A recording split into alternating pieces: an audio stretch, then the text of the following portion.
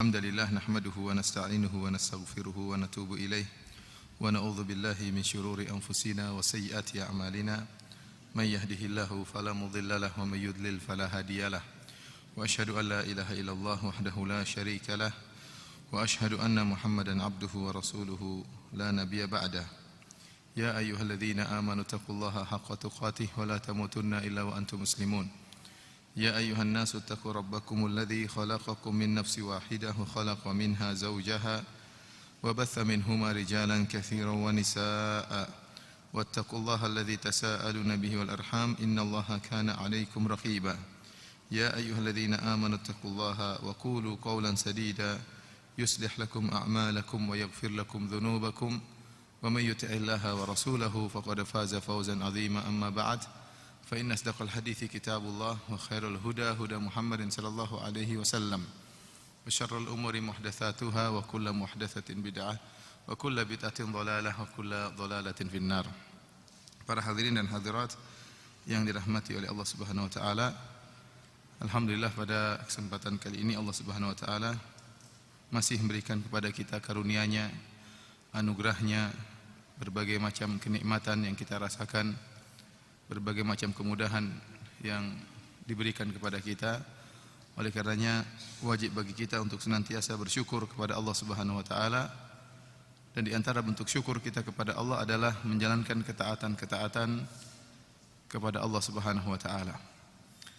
Pada kesempatan yang berbahagia ini kita akan mencoba mengupas sebuah buku yang saya tulis dengan judul Bid'ah Hasanah, yaitu mengenal bid'ah dan sunnah.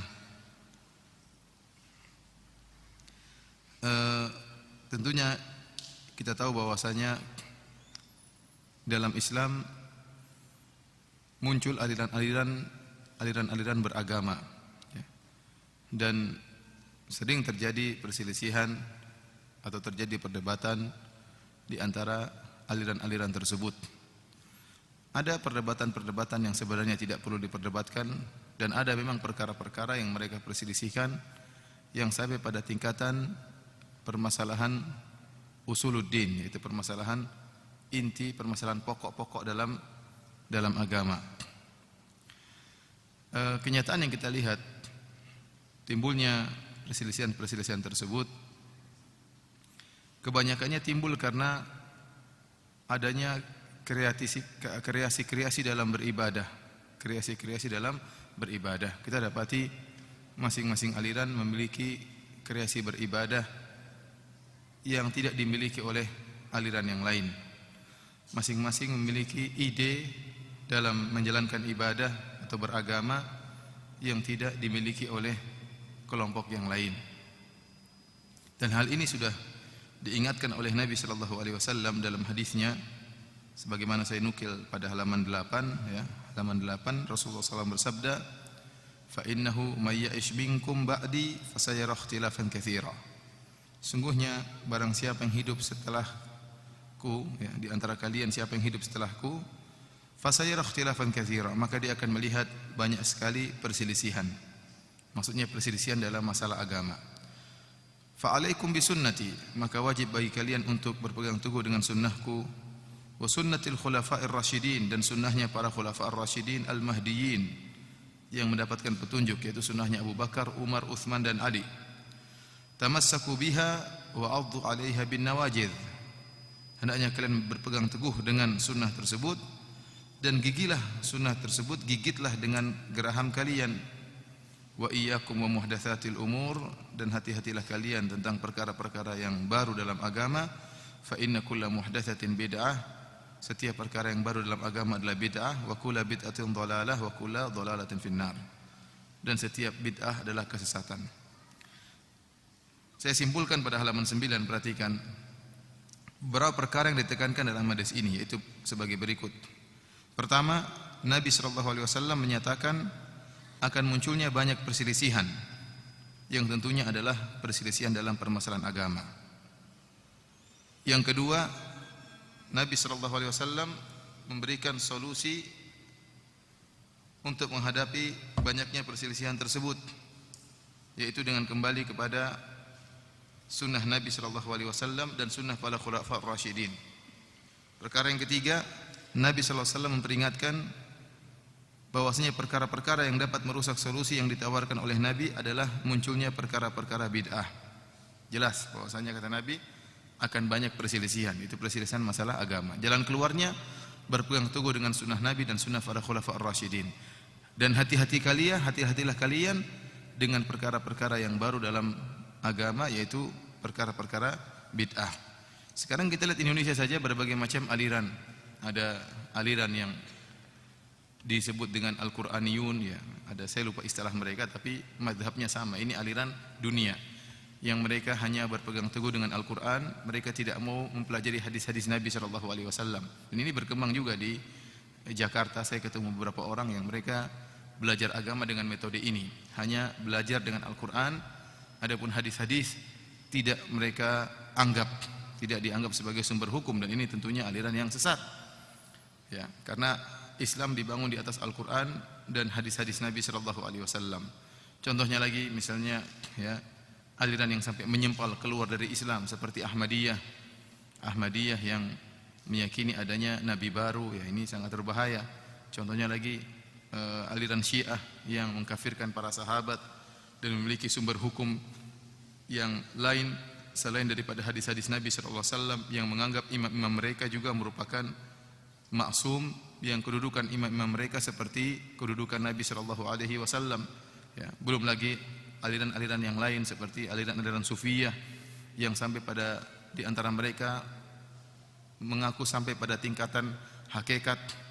Kalau seorang sudah sampai pada tingkatan hakikat, maka tidak perlu menjalankan syariat, tidak perlu sholat, tidak perlu puasa. Kenapa? Dia sudah sampai pada tingkatan ma'rifat dan hakikat. Ini juga merupakan kesesatan. Atau sebagian orang-orang Sufiyah yang gulu, ya, seperti menyatakan gurunya tidak pernah sholat Jumat di Indonesia, tetapi sholat Jumatnya di Madinah atau di Mekah, ya. Jasadnya di Indonesia, ruhnya di mana? Mekah dan Madinah. Ini juga kengawuran yang luar biasa dan masih berkembang pemahaman seperti ini. Ya, berdasarkan saya berjalan-jalan berdakwah, saya masih dapati pemahaman seperti ini dan berkembang dan memiliki pengikut yang banyak. Ya. Baru-baru saya sempat berkunjung suatu kota, ada seorang tokoh sufi seperti itu. Dia tidak pernah dilihat sholat Jumat. Ya. Murid-muridnya berkata sholat Jumatnya di Mekah dan Madinah. Akhirnya ada seorang yang ngeyel, satu orang Arab. Dia pun berusaha mendatangi orang tersebut pada hari Jumat. Didapati orang tersebut sedang main organ pada waktu sholat Jumat. Ditanya, itu gimana? Itu jasadnya sedang main organ, ruhnya sedang di Mekah dan Madinah sholat Jumat. Ya, ini ya repot seperti ini, dan ini ada orang-orang seperti ini. Belum lagi cara zikir tertentu, ya, sekelompok ini zikirnya dengan goyang-goyang, dengan joget-joget, ya. Dan macam-macam lah aliran-aliran yang ada di tanah air kita dengan berbagai macam kreasi-kreasi ibadah yang mereka miliki. Dan sumber dari segala muncul model-model ibadah ini kembali kepada bid'ah, yaitu melakukan kreasi ibadah yang tidak pernah diajarkan oleh Nabi SAW. Seandainya mereka semua kembali kepada tata cara ibadahnya Nabi SAW dan para sahabat, maka tidak akan muncul kreasi dalam masalah ibadah. Kalau mau berkreasi dalam masalah dunia, kata Nabi SAW, antum a'lamu bi umuri duniakum, kalian lebih paham tentang masalah dunia kalian. Kalau kalian ingin berkreasi, berinovasi, maka silakanlah berinovasi dan berkreasi dalam masalah dunia. Tapi jangan berinovasi dan berkreasi dalam masalah agama. Masalah agama sudah jelas telah diajarkan oleh Nabi SAW, maka seorang tidak perlu membuat perkara-perkara yang baru yang tidak dicontohkan oleh Nabi SAW. Toh perkara-perkara ibadah yang sudah diajarkan oleh Nabi SAW sudah terlalu banyak yang seorang muslim kalau hendak menjalani seluruh perkara-perkara tersebut, dia tidak akan mampu. Yang sudah jelas-jelas dari Nabi SAW tidak mampu untuk dia kerjakan. Lantas kenapa dia harus membuat kreasi ibadah-ibadah baru yang tidak pernah dicontohkan oleh Nabi SAW? Para hadirin dan hadirat yang dirahmati oleh Allah Subhanahu Wa Taala, apa yang dimaksud dengan bid'ah? Ya. Saya coba buka halaman 15. Ya. Halaman 15. Bid'ah dalam etimologi berasal dari kata al-ikhtira'. Al-ikhtira' artinya al-ikhtira' artinya kreasi.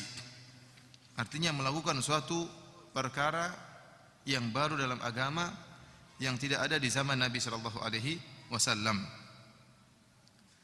Dan dari sini kita tahu bahwasanya yang dimaksud dengan bid'ah bukanlah perkara-perkara dunia. Coba buka halaman 16 ya, halaman 16. Setelah saya menukil perkataan Al-Imam Asy-Syatibi, ulama besar dari mazhab Malikiyah, di paragraf terakhir saya katakan, dari sini jelas perkara-perkara dunia tidaklah termasuk dalam bid'ah secara syariat.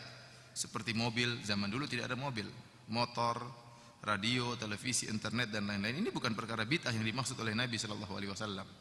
Yang dimaksud oleh Nabi dengan perkara bid'ah adalah perkara-perkara ritual-ritual agama, ritual-ritual beribadah, ritual ibadah yang merupakan kreativitas umat sekarang yang tidak pernah dicontohkan oleh Nabi dan para sahabatnya.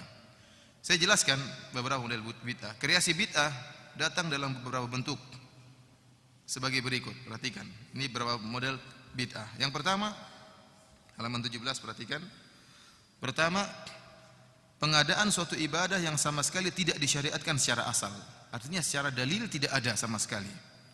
Contohnya, salat raghaib di bulan Rajab dan salat malam nisfu Sya'ban dan juga salat malam Asyura dan lain-lain. Ini contohnya 3 model ibadah ritual yang asalnya memang tidak ada. Oleh karenanya Imam Nawawi rahimahullah mengingkari hal ini. Imam Nawawi rahimahullah dalam kitabnya Al-Majmu' Syarh Al-Muhadzab dan kitabnya Al-Adhkar menyebutkan bahwasanya salat-salat seperti ini adalah salat-salat yang merupakan bid'ah yang mungkar, yang tidak pernah dicontohkan sama sekali dan diada-adakan, sama sekali tidak pernah dilakukan oleh Nabi dan para sahabatnya, kemudian dimunculkan sebagai ritual ibadah yang baru. Contohnya malam salat raghaib. Salat raghaib adalah salat sunnah 6 rakaat yang dikerjakan pada malam Jumat dari minggu pertama di bulan Rajab. Jadi kalau seorang sampai pada bulan Rajab, nunggu malam Jumat di pekan pertama, setelah maghrib salat 6 rakaat. Ini diingkari oleh Imam Nawawi rahimahullah ta'ala. Ya, kenapa? Karena tidak ada dalil yang menunjukkan akan hal ini. Kalaupun ada hadis-hadisnya, maka hadis-hadisnya palsu. Maka tidak boleh kita membangun suatu hukum di atas hadis yang palsu. Kemudian contohnya salat malam nisfu Sya'ban. Ini juga diingkari oleh Imam Nawawi rahimahullah. Yang pada dasarnya setiap malam seorang boleh untuk melaksanakan salat-salat sunnah. Seorang boleh salat tahajud, mau berapa rakaat pun boleh. Tetapi tatkala dibuat ritual khusus bahwasanya di malam nisfu Sya'ban ada namanya salat malam nisfu Sya'ban, jumlahnya 100 rakaat, maka jadilah ritual tersendiri. Ritual ini tidak dikenal oleh Nabi dan para sahabatnya. Ini adalah bid'ah, berarti membuat kreasi ibadah baru yang tidak ada di zaman Nabi sallallahu alaihi wasallam. Contohnya salat malam Asyura, demikian juga salat malam Asyura. Tidak ada contohnya dari Nabi sallallahu alaihi wasallam. Kenapa kita membuat khusus salat malam Asyura sementara Nabi sallallahu alaihi wasallam dan para sahabatnya tidak pernah melakukannya dan tidak pernah mengajarkannya dan tidak pernah menganjurkannya. Ini contoh ibadah baru yang tidak pernah ada contohnya. Sebagaimana sering saya sampaikan juga, contohnya misalnya salat 2 rakaat setelah sa'i. Ini sering saya sampaikan, contoh nyata yang saya lihat di Mekah. Kita tahu bahwasanya yang ada adalah 2 rakaat setelah tawaf. Orang kalau melakukan umrah atau melakukan tawaf, melakukan umrah, maka dia lakukan tawaf dan sa'i. Setelah tawaf 7 putaran, maka dia salat 2 rakaat yang dikenal dengan salat sunnah 2 rakaat setelah tawaf. Kemudian dia melakukan sa'i. Setelah melakukan sa'i 7 putaran, maka dia bertahallul, cukur rambutnya, maka selesai umrohnya sempurna. Sebagian orang ada yang melakukan salat 2 rakaat setelah sa'i. Ini kreasi baru, nambah-nambahin umrohnya Nabi sallallahu alaihi wasallam. Umrohnya Nabi tidak ada 2 rakaat setelah sa'i. Dia bikin model baru 2 rakaat setelah sa'i, dan ini kita katakan ini contoh buat bid'ah yang tidak ada dasarnya sama sekali, buat ibadah kreasi ibadah baru 2 rakaat setelah sa'i. Model bid'ah yang kedua situ. Yang kedua perhatikan, penambahan atas sesuatu yang asalnya disyariatkan. Ini sekarang model bid'ah yang baru, ada ibadah yang asalnya disyariatkan namun ditambah-tambahi. Ada bid'ah yang asalnya syariatnya itu ada namun ditambah-tambahin. Contohnya tambahan yang dilakukan oleh orang-orang Syiah dalam adzan mereka dengan mengatakan asyhadu anna aliyan waliyullah. Azan itu disyariatkan. Allahu akbar, Allahu akbar. Asyhadu an la ilaha illallah, asyhadu an la ilaha illallah, asyhadu anna Muhammadar Rasulullah, asyhadu anna Muhammadar Rasulullah, hayya 'alas shalah. Kalau azan kita demikian, itu azan Nabi dan para sahabatnya. Mereka orang Syiah nambah. asyhadu an la ilaha illallah, asyhadu anna muhammadar rasulullah, asyhadu anna aliyan waliyullah. Mereka mengucapkan azannya demikian, dan ini kita dengarkan tatkala kita hajian. Tatkala kita berhaji, kita melewati tanda-tandanya orang-orang Iran, orang-orang Syiah, maka azan mereka demikian, mereka tambah asyhadu anna aliyan waliyullah. Kita katakan ini bid'ah. Tidak pernah diajarkan oleh Nabi dan para sahabatnya, meskipun azan itu sendiri disyariatkan, namun ditambahi. Ini contoh bentuk bid'ah. Jadi ibadahnya sudah ada, dimodifikasi. Ibadahnya dimodifikasi dengan ditambahin. Tatkala sudah dimodifikasi dan ditambahin, maka jadilah bid'ah. Perkara baru dalam agama yang di zaman Nabi SAW dan para sahabatnya tidak ada. Demikian juga misalnya menambah azan dan iqamat dalam sholat id. Menambah azan dan iqamat, kita tahu sholat id disyariatkan, tetapi sholat id yang disyariatkan tanpa ada azan dan iqamat. Kalau ada orang nambah-nambah azan dan iqamat, maka dia telah melakukan bid'ah, yaitu mengkreasikan, memodifikasikan ibadah yang sudah ada, dimodifikasi dengan tambahan azan dan iqamat. Kemudian model bid'ah yang ketiga, perhatikan di situ halaman 17, pengurangan ibadah yang disyariatkan. Jadi sudah ada zikir yang disyariatkan, ibadah yang disyariatkan namun dikurangi. Seperti berzikir dengan hanya lafal Allah. Allahu, Allahu, Allahu, Allahu. Ini tidak pernah diajarkan oleh Nabi. Semua zikir-zikir Nabi itu bermakna. Allahu Akbar, jelas maknanya. Allah Maha Besar. Subhanallah, artinya Maha Suci Allah. Semua zikir Nabi, la ilaha illallah. Tidak ada sembahan yang berhak disembah kecuali Allah Subhanahu wa taala. La haula wala quwwata illa billah. Tidak ada daya dan upaya kecuali dari Allah Subhanahu wa taala. Semua zikir Nabi bermakna. Lantas kalau ada orang Allah, Allah, Allah, Allah, maksudnya apa? Allah kenapa? Tidak ada maknanya. Allahu Akbar atau Allahus Samad atau Allah apa? Sehingga kalau kita istilahnya rangkaian kalimatnya tidak lengkap. Kalau misalnya kan, kalau kita kan misalnya Budi pergi ke pasar, ada subjek, ada predikat. Ini subjek saja terus maksudnya apa? Allah. Allah kenapa? Tapi kalau zikir-zikir yang benar, Allahu Akbar, Allah Maha Besar. Misalnya, Allahu A'zam, Allah Maha Agung. Misalnya, Subhanallah, Allah Maha Suci. Contohnya tadi, la ilaha illallah, tidak ada sembahan yang berhak disembah kecuali Allah Subhanahu wa taala. Yang lebih parah lagi, Allahnya diringkas lagi jadinya hu. Sampai Ibnu Arabi menulis sebuah buku judulnya Hu. Ini ngaco seperti ini. Sehingga mereka berzikir hu, hu, hu, hu. Apa maksudnya hu, hu ini? Ini tidak pernah dicontohkan oleh Nabi SAW dan tidak pernah dicontohkan oleh para sahabat. Oleh karenanya ini merupakan bid'ah dengan modifikasi zikir yang sudah ada diringkas atau dikurangi. Jadilah hasil pengurangan ini adalah modifikasi ibadah yang baru, jadilah dia bid'ah. Contoh model bid'ah yang keempat adalah perubahan sesuatu yang disyariatkan pada selain tempatnya. Seperti mendahulukan khutbah Id sebelum sholat Id. Ini pernah terjadi di zaman ada seorang khalifah yang melakukan demikian. Di zaman sahabat kemudian diingkari oleh sahabat. Jadi seharusnya sholat Id dulu baru khutbah. Tetapi kalau dia sholat Id dulu baru khutbah, orang-orang akan pergi, nggak mau dengar ceramah dia. Maka supaya orang-orang dengar ceramah, dia balik khutbah dulu supaya nggak ada yang pergi, baru sholat. Idenya bagus atau tidak? Bagus idenya, biar orang nggak pergi. Karena kalau dia sholat dulu baru kemudian khutbah, orang-orang akan tinggalkan. Karena menghadiri khutbah Id tidak wajib. Dan benar rakyat pada pergi meninggalkan ceramahnya dia. Mungkin ceramahnya kurang enak atau bagaimana. Maka dia punya ide khutbahnya diakhirkan, khutbahnya didahulukan. Khutbah dulu baru sholat Id. Ini membolak-balikan aturan syariat. Ini juga adalah bid'ah. Ini tidak boleh. Contoh bid'ah yang kelima, model ini bukan contoh bid'ah tapi model bid'ah adalah meninggalkan suatu perkara yang diizinkan tapi dengan niat untuk beribadah. Contohnya seorang yang tidak mau nikah dalam rangka untuk beribadah. Dia meyakini bahwasanya bujangan itu ibadah. Ini salah. Seorang boleh-boleh saja bujangan, boleh. Dia tidak nikah, boleh-boleh saja. Ya orang, tapi tatkala dia meyakini bujangan itu adalah suatu ibadah, maka ini jadilah bid'ah. Wa ana atazawwajun nisa, dan aku menikahi para wanita Faman raghiba an sunnati falaysa minni. Barang siapa yang benci dengan sunnahku, yaitu di antaranya pernikahan, maka dia bukan dari golonganku. Oleh karenanya Nabi sallallahu alaihi wasallam mengingkari seorang sahabat yang mengatakan, ana atazilun nisa, saya akan meninggalkan para wanita, niat dia untuk beribadah. Maka ditegur oleh Nabi sallallahu alaihi wasallam. Contohnya makan daging tertentu boleh-boleh saja. Misalnya kita makan daging kambing, boleh atau tidak? Boleh. Kemudian ada orang mengatakan, saya tidak mau makan daging kambing, saya ingin makan nasi saja. Kenapa?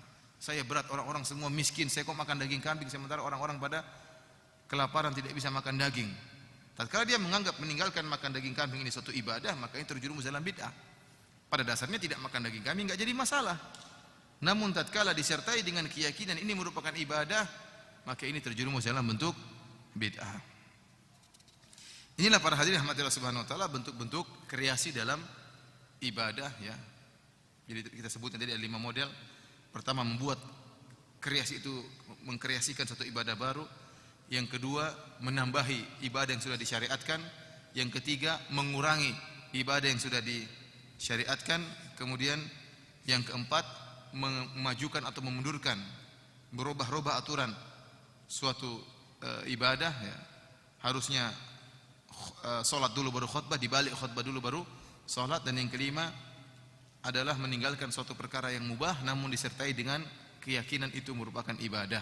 Seperti misalnya tadi kita katakan adalah meninggalkan menikah, yaitu membujang, namun dengan keyakinan bahwasanya memujang itu merupakan ibadah. Kemudian pembahasan berikutnya para hadirin dan hadirat, halaman 18, pembahasan tentang agama ini telah sempurna.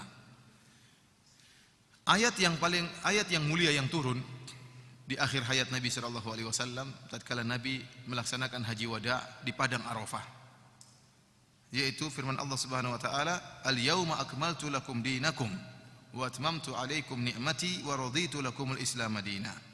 Pada hari ini telah aku sempurnakan bagi kalian agama kalian, dan aku telah sempurnakan bagi kalian anugerahku, dan aku ridha bagi kalian Islam sebagai agama. Ini ayat turun tatkala Nabi di haji wada di padang Arafah. Sampai-sampai seorang Yahudi pernah datang menemui Umar bin Khattab radhiyallahu taala anhu. Orang Yahudi tersebut mengatakan, "Wahai Umar, sungguhnya saya ada sebuah ayat dalam Al-Qur'an. Lau nazalat ayatun fi kitabikum, lau nazalat alaina ma'syara al-yahud, la takhadnaha 'idan." Kata orang Yahudi ini, "Wahai Umar, ada sebuah ayat di Al-Quran, kalau seandainya ayat tersebut turun bagi kami akan jadikan dia sebagai hari perayaan." Ayat tersebut adalah ini, "Al-yauma akmaltu lakum dinakum." Pada hari ini telah aku sempurnakan agama kalian bagi kalian. Tatkala turun ayat ini berarti agama telah sempurna. Agama telah sempurna ya, sebagaimana perkataan Al-Imam Malik rahimahullahu taala, "Fama lam yakun yauma idzin dinan falan yakuna al-yauma dina." Maka apa yang di zaman Nabi tatkala turun ayat ini bukan agama, maka sekarang juga bukan agama. Ya, kenapa? Sudah sempurna. Berarti tidak ada tambahan lagi. Namanya sudah sempurna itu air sudah penuh.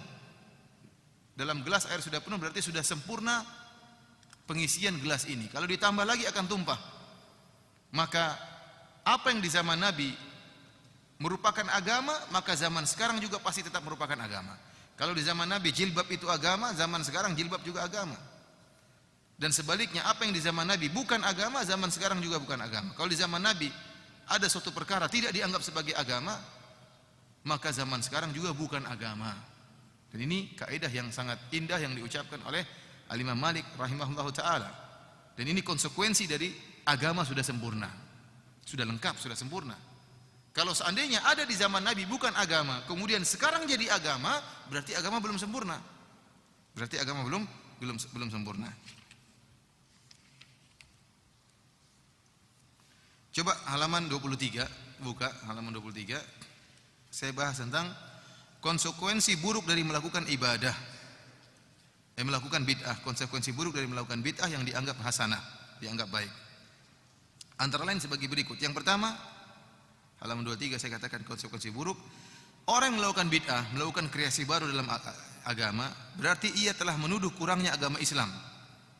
Padahal Allah, atau menuduh Allah belum menyempurnakan agama Islam, karena menurutnya masih ada kesempatan untuk menambah-nambah dalam agama ini.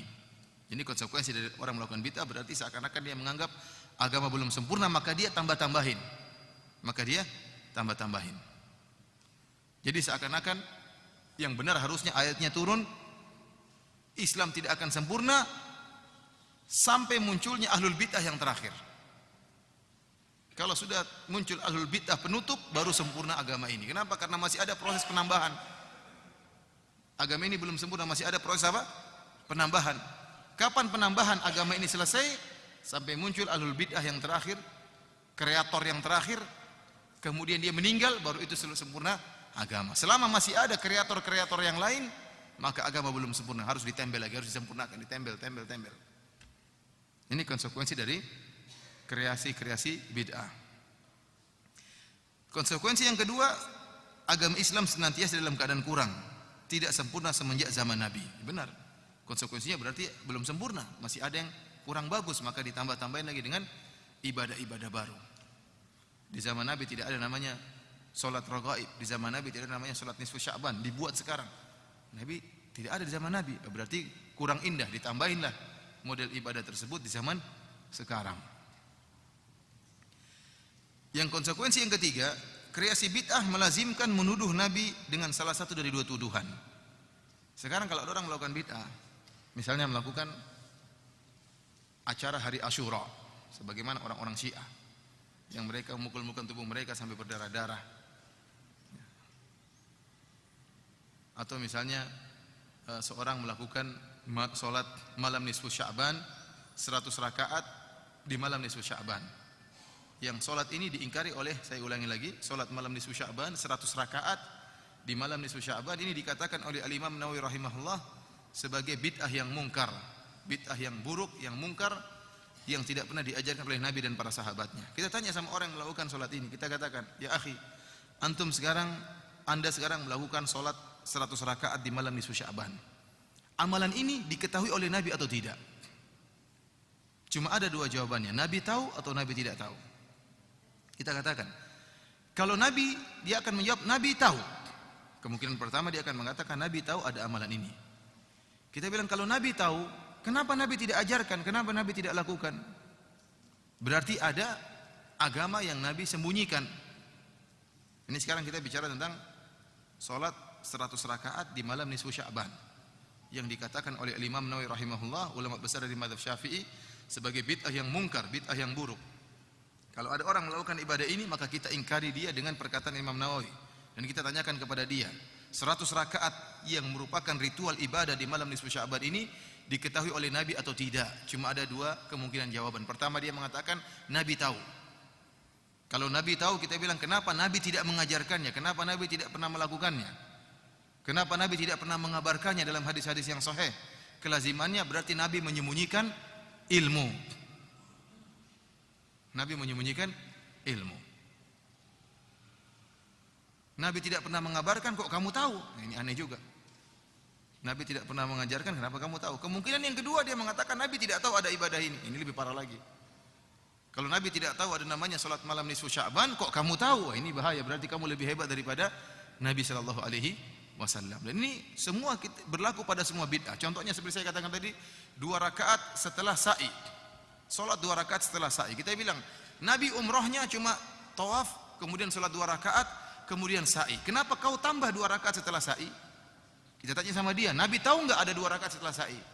Maka jawaban pertama, kemungkinan pertama dia mengatakan Nabi tahu. Kita katakan, kalau Nabi tahu, kenapa Nabi tidak pernah mengabarkan kepada umatnya? Berarti ada bagian agama yang Nabi sembunyikan, yang kau ungkapkan sekarang ini, yang baru terungkap sekarang ini kau ungkapkan. Sebelumnya Nabi tidak pernah mengabarkan. Berarti Nabi telah berkhianat, tidak mengabarkan Islam secara total, secara keseluruhan. Oh tidak, Nabi tidak tahu. Mungkin dia mengelak, oh Nabi tidak tahu. Kalau Nabi tidak tahu ada 2 rakaat setelah sa'i, kenapa kok kamu tahu?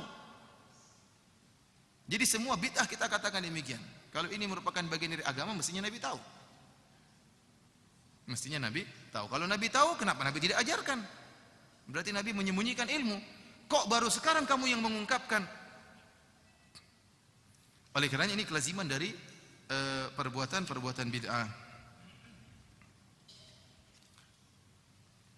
Kemudian halaman 25 saya sebutkan konsekuensi keempat.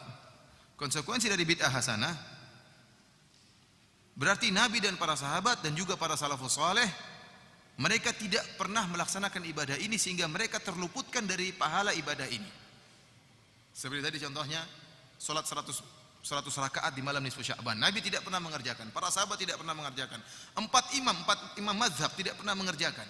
Berarti mereka semua dulu terluputkan dari pahala ini, sedangkan kamu tidak terluputkan kepada kamu. Berarti hebat kamu. Nabi dan para sahabatnya dan juga para imam mazhab mereka tidak pernah mendapatkan pahala solat ini karena mereka tidak pernah solat dengan solat 100 rakaat malam nisfu Sya'ban.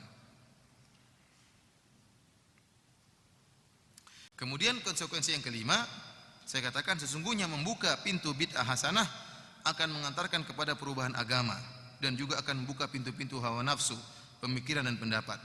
Karena seluruh pelaku bid'ah akan berkata, apa yang aku bawa ini adalah perkara yang baik. Dan ini konsekuensinya demikian. Ini benar. Kalau orang-orang bebas melakukan bid'ah, maka tidak ada yang bisa kita ingkari. Ada yang bikin solat ini, ada yang bikin solat anu, ada yang bikin zikir ini. Zikirnya gimana? Hu. Kenapa? Oh, bagus menurut saya. Saya lebih tentram kalau zikir saya hu. Ada yang la ilaha illallah, la ilaha illallah. Kenapa harus goyang kanan? Tentram saya kalau goyangnya ke kanan. Kenapa enggak ke kiri? Kurang bagus kalau ke kiri. Perasaan, jadi beribadah dengan perasaan, tidak dengan dalil. Orang akan bebas melakukan ibadah.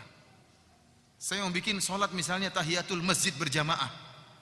Pingin solat tahiyatul masjid berjamaah, biar keren. Kita enggak bisa ngelarang, menurut saya bagus. Kalau kita buka pintu ini, pintu kreasi dalam ibadah ini, maka akan membuka berbagai macam ritual agama sehingga akan mematikan sunnah yang sebenar-benarnya merupakan ajaran Nabi sallallahu alaihi wasallam. Akan muncul macam-macam salat, ya. Akan muncul macam-macam salat, tata cara salat yang tidak pernah diajarkan oleh Nabi sallallahu alaihi wasallam, tata cara zikir yang tidak pernah diajarkan oleh Nabi sallallahu alaihi wasallam, tata cara berakidah, keyakinan yang tidak pernah diajarkan oleh Nabi sallallahu alaihi wasallam, dan setiap kita katakan, dia akan mengatakan ini baik. Oleh karena saya katakan, orang yang membolehkan melakukan bid'ah dalam agama, dia tidak bakalan bisa mengingkari pelaku bid'ah yang lain. Tidak akan bisa dia ingkari. Contohnya orang-orang yang melakukan bid'ah seperti salat malam nisfu Sya'ban 100 rakaat. Dia tidak akan bisa membantah orang-orang Syiah yang melakukan hari Asyura dengan memukul-mukulkan tubuh mereka dengan pedang dan rantai-rantai sehingga berlumuran darah di kepala mereka dan badan-badan mereka. Kenapa? Salat malam nisfu Sya'ban sama acara orang-orang Syiah yang membuat tubuh mereka berdarah sama-sama bid'ah, sama-sama kreasi.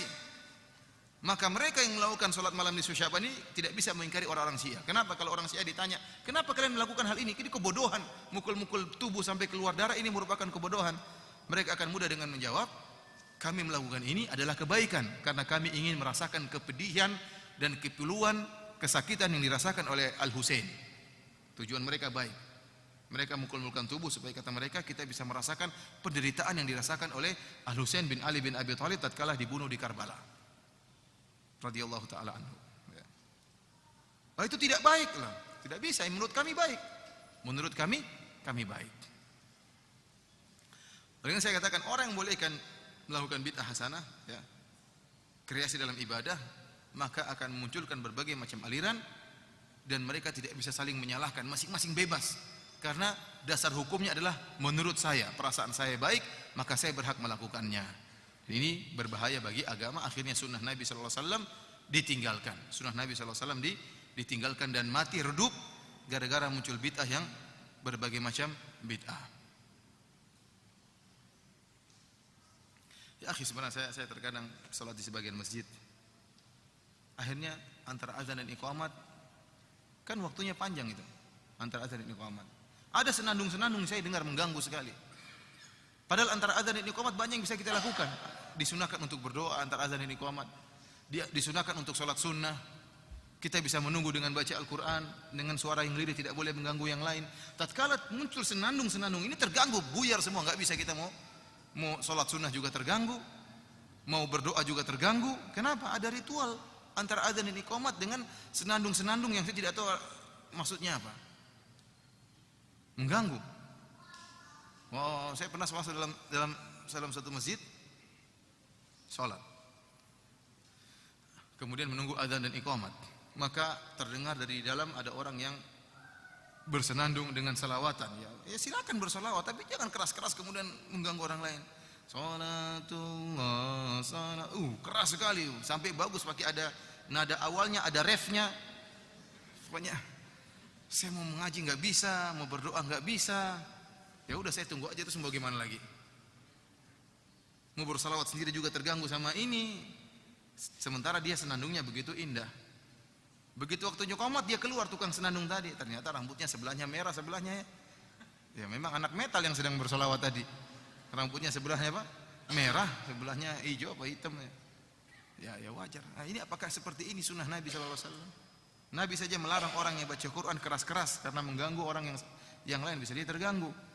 Kemudian buat model seperti ini, senandungan seperti ini mengganggu. Akhirnya saya katakan apa? Kalau muncul bid'ah, maka sunnah yang sesungguhnya akan mati, akan hilang, ini akan ditinggalkan. Contohnya seperti di hari Arafah. Di hari Arafah disunahkan setelah sholat zuhur dan sholat asar di jamak takdim, maka disunahkan semua orang berzikir dan berdoa kepada Allah Subhanahu wa ta'ala. Sampai kapan? Sampai terbenam matahari, sampai maghrib. Muncul bid'ah yang dilakukan oleh sebagian jamaah haji, mereka cari Jabal Rahmah. Maka mereka berjalan menganggap bahwasanya kalau beribadah di Jabal Rahmah dapat pahala, padahal tidak pernah dilakukan oleh Nabi dan tidak pernah dilakukan oleh para sahabat. Muncul bid'ah di musim haji. Orang-orang berbondong-bondong ke Jabal Rahmah, kemudian naik ke atas ambil batunya, kemudian sholat di atas. Ini tidak pernah dicontohkan. Sehingga akhirnya apa? Waktunya habis, nyari-nyari Jabal Rahmah. Ini jalan mungkin 1 jam, mungkin bolak-balik 2 jam atau 3 jam. 3 jam ini kalau buat doa sudah banyak yang bisa diminta. Meminta rezeki, meminta utang lunas, meminta istri lagi juga bisa. Banyak yang bisa diminta 3 jam ini. Gara-gara dia sibuk dengan apa? Dengan pergi ke Jabal Rahmah yang tidak pernah dicontohkan oleh Nabi SAW, sehingga sunnah yang seharusnya dikerjakan oleh jamaah haji berdoa dengan khusyuk kepada Allah hilang gara-gara itu. Nabi SAW sendiri tidak pernah naik ke atas Jabal Rahmah. Belum lagi ada keyakinan-keyakinan seperti ngambilin batunya, mengambil pasirnya, nulis-nulis di situ, tinggalkan KTP di situ, tinggalkan foto di situ. Buat apa seperti ini? Akad nikah di Jabal Rahmah, buat apa akad nikah di Jabal Rahmah? Jauh-jauh, kurang kerjaan. Ini bid'ah keyakinan orang berkreasi seenak-enaknya, berkreasi dalam ibadah, berkreasi dalam akidah, sebebas-bebasnya. Sampai saya sendiri lihat dengan mata kepala saya sendiri bagaimana seorang sholat sujud menghadap Jabal Rahmah, padahal Ka'bah sebelah sana dia menghadap Jabal Rahmah. Ditegur marah-marah. Jawab kiblat sana, dia enggak peduli, dia tetap mau menghadap apa?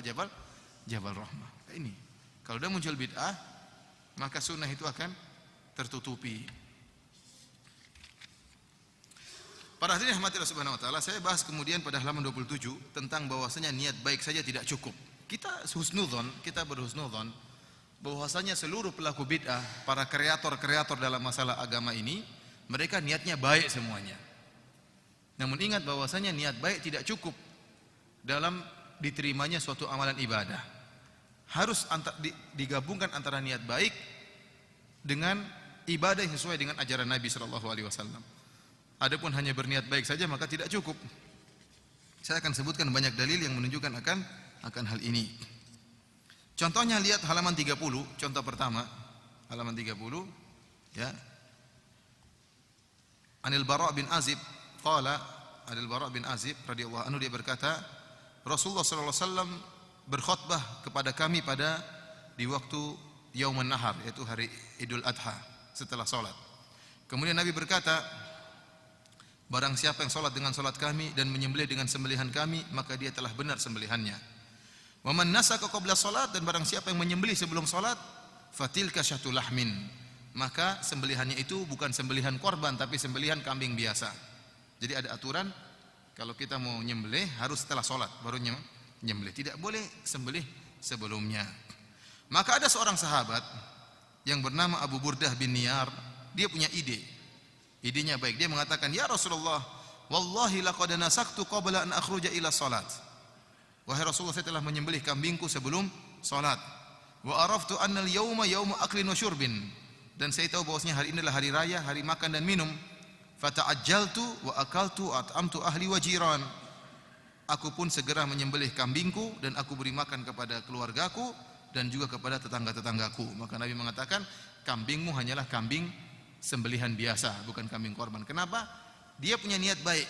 Lihat halaman 31, saya sebutkan niat baik dia.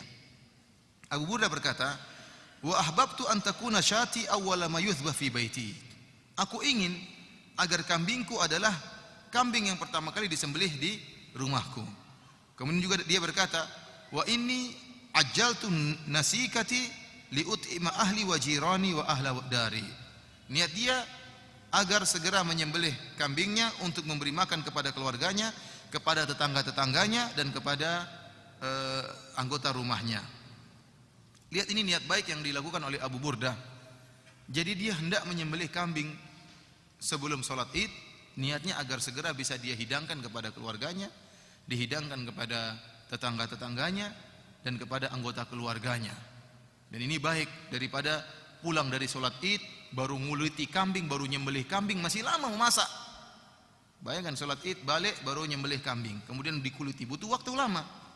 Tapi kalau sebelum sholat Id sudah disiapkan, begitu pulang sholat Id tinggal makan, kan enak seperti itu. Idenya bagus, tetapi ternyata tidak sesuai dengan sunnah Nabi SAW. Maka Nabi mengatakan, syatuka syatu lahmin, bahwasanya kambingmu itu hanya kambing biasa, bukan kambing korban. Contohnya lagi, contoh yang kedua, dari Anas radhiyallahu taala anhu, beliau berkata, lam yakun syakhsun ahabba ilaihi min Rasulillah sallallahu alaihi wasallam. Jadi orang yang paling dicintai oleh para sahabat adalah Nabi sallallahu alaihi wasallam. Wa kanu idza ra'ahu lam yaqumu lima ya'lamuna min karahiyatihi lidzalik. Akan tapi kalau Nabi datang, para sahabat tidak berdiri dalam rangka menghormat Nabi sallallahu alaihi wasallam. Kenapa? Mereka tahu Nabi benci akan hal ini. Ide yang timbul dalam hati para sahabat sudah benar.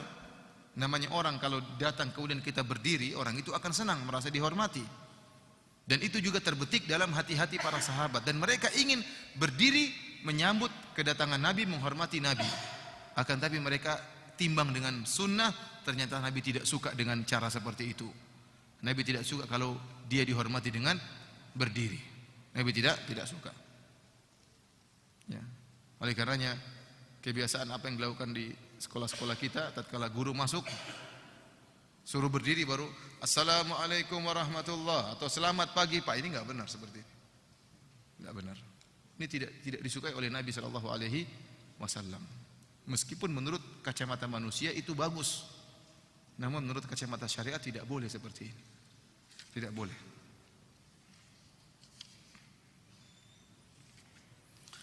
Contoh lagi,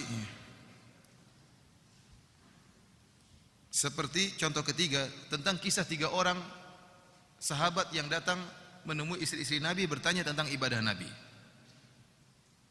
Kemudian 3 orang sahabat ini ka'annahum taqaluha, tatkala disebutkan Nabi salatnya sekian rakaat, Nabi bangun malam kemudian salat, maka mereka menganggap salat Nabi sedikit sepertinya.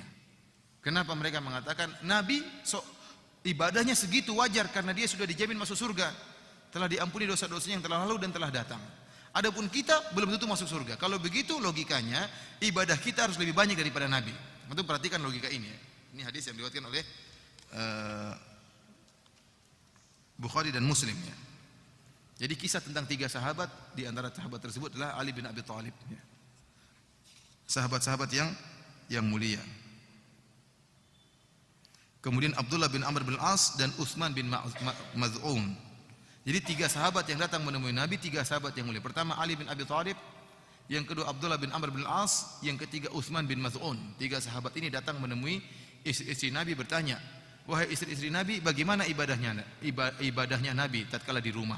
Maka istri Nabi menjelaskan, Nabi salatnya sekian rakaat atau Nabi bangunnya jam sekian. Jadi dijelaskan tentang ibadah Nabi. Tatkala mereka mendengar penjelasan tentang ibadah Nabi, faka'annahum taqaluha. Menurut mereka ibadah Nabi itu sedikit.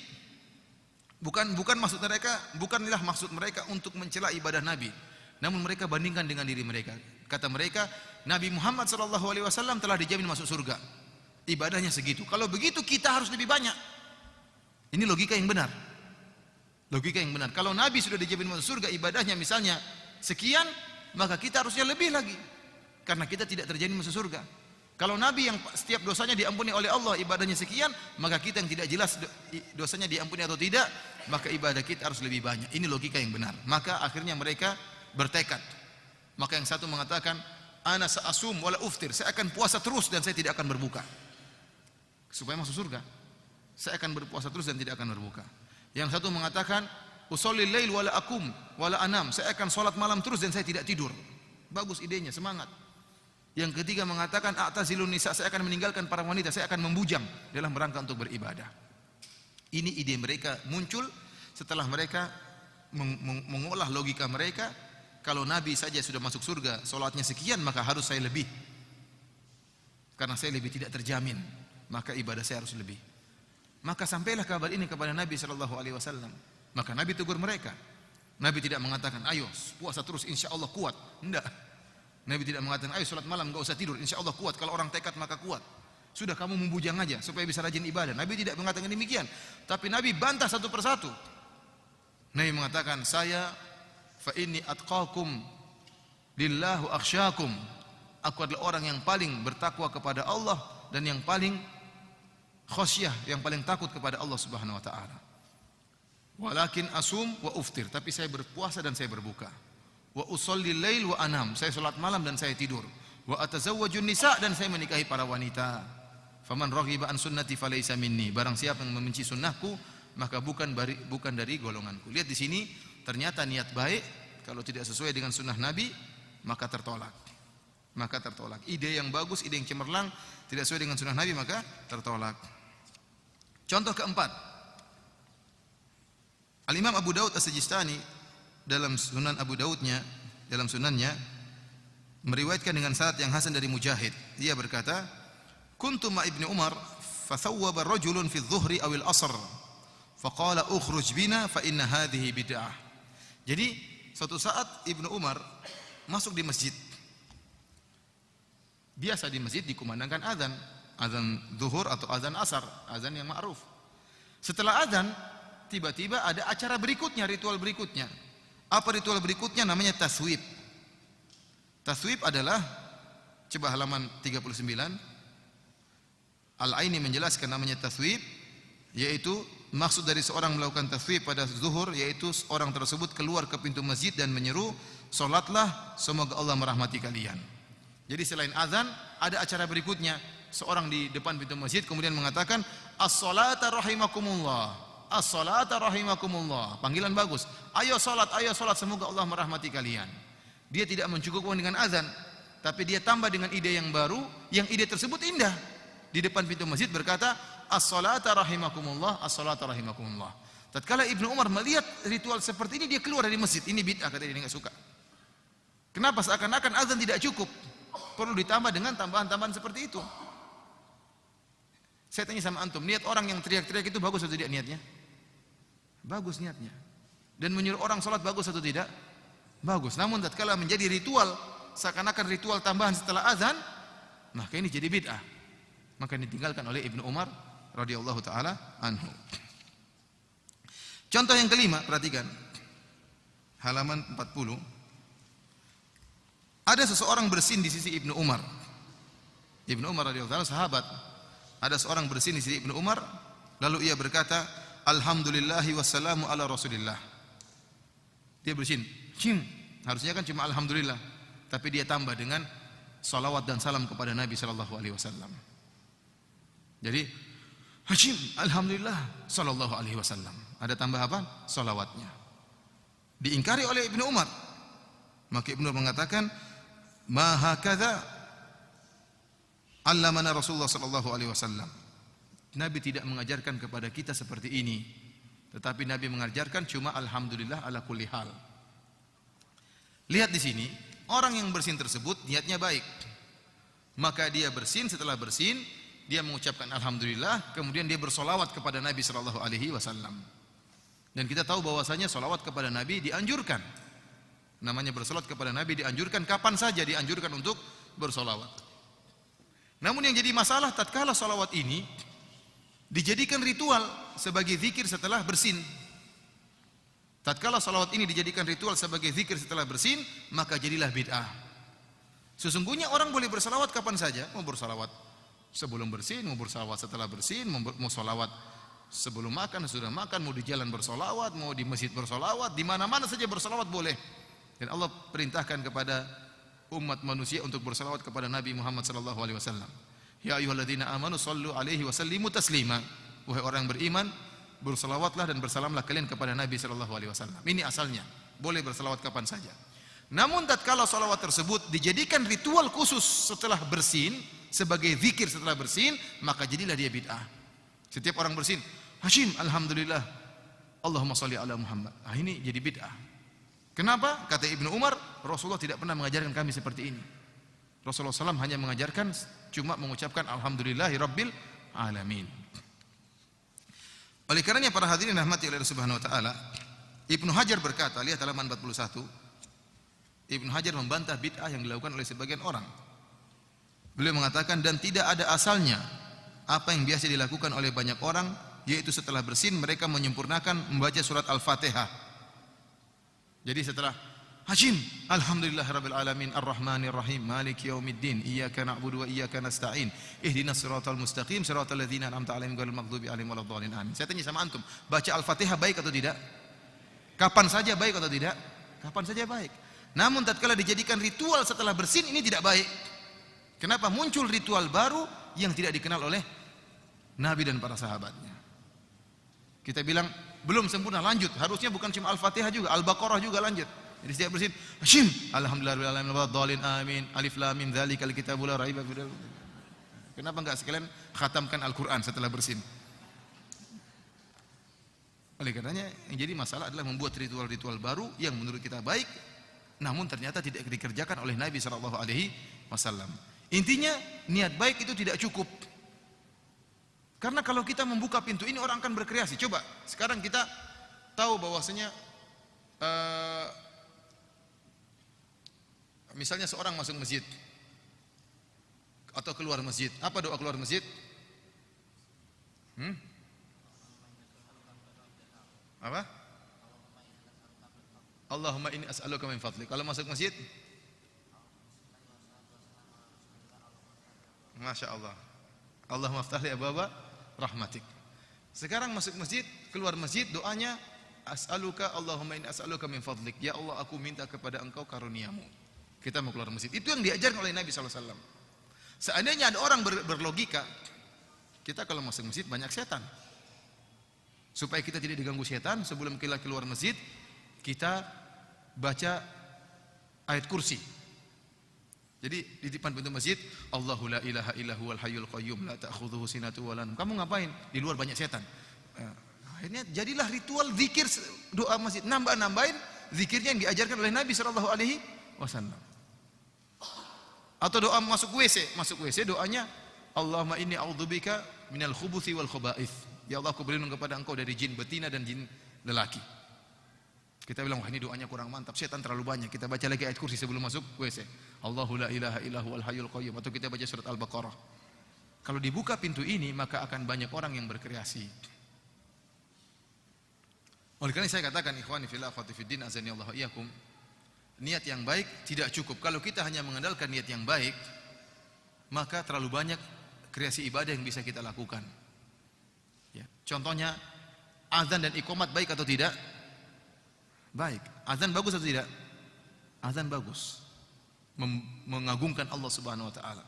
Membuat setan lari. Azan itu membuat setan lari. Demikian juga iqamat. Dan itu dikumandangkan setiap salat 5 waktu. Lantas kalau ada orang mau salat Id, azan dan iqamat, bagus atau tidak? Saya tanya sama antum.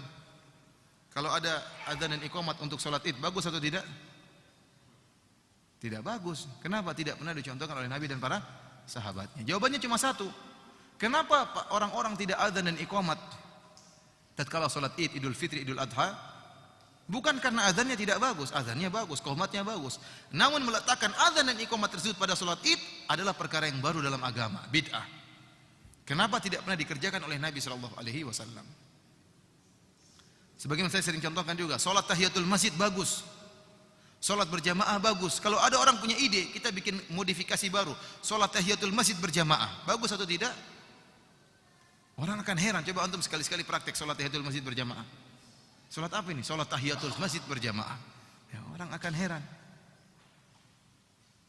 Oleh karena tidak semua ide yang bagus kemudian menjadikan suatu perkara itu bagus. Harus ditimbang dengan sunnah Nabi sallallahu alaihi wasallam.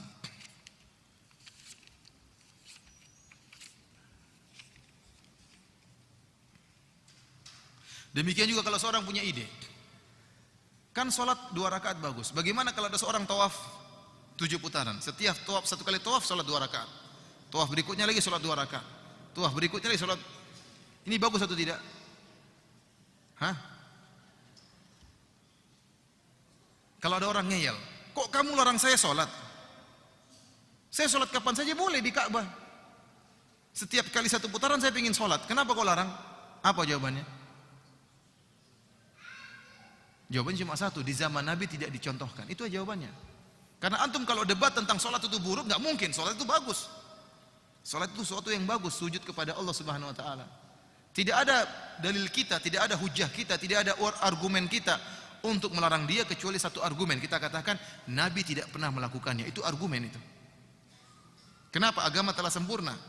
Oleh karena Imam Malik mengatakan apa yang di zaman Nabi bukan agama, sekarang juga bukan agama. Kalau seandainya ada sesuatu yang di zaman Nabi bukan agama, sekarang jadi agama, berarti agama belum sempurna, sehingga harus disempurnakan sekarang. Jadi saya ulangi, perkataan kita bahwasanya ini tidak pernah dikerjakan oleh Nabi, itu merupakan argumen yang sangat kuat. Sehingga kita bisa mengatakan, sholat 2 rakaat setelah sa'i adalah bid'ah. Kemudian bersolawat dan salam setelah bersin juga adalah bid'ah. Ya.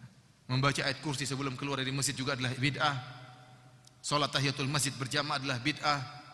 Azan dan iqamah tatkala salat Idul Fitri, Idul Adha juga adalah bid'ah.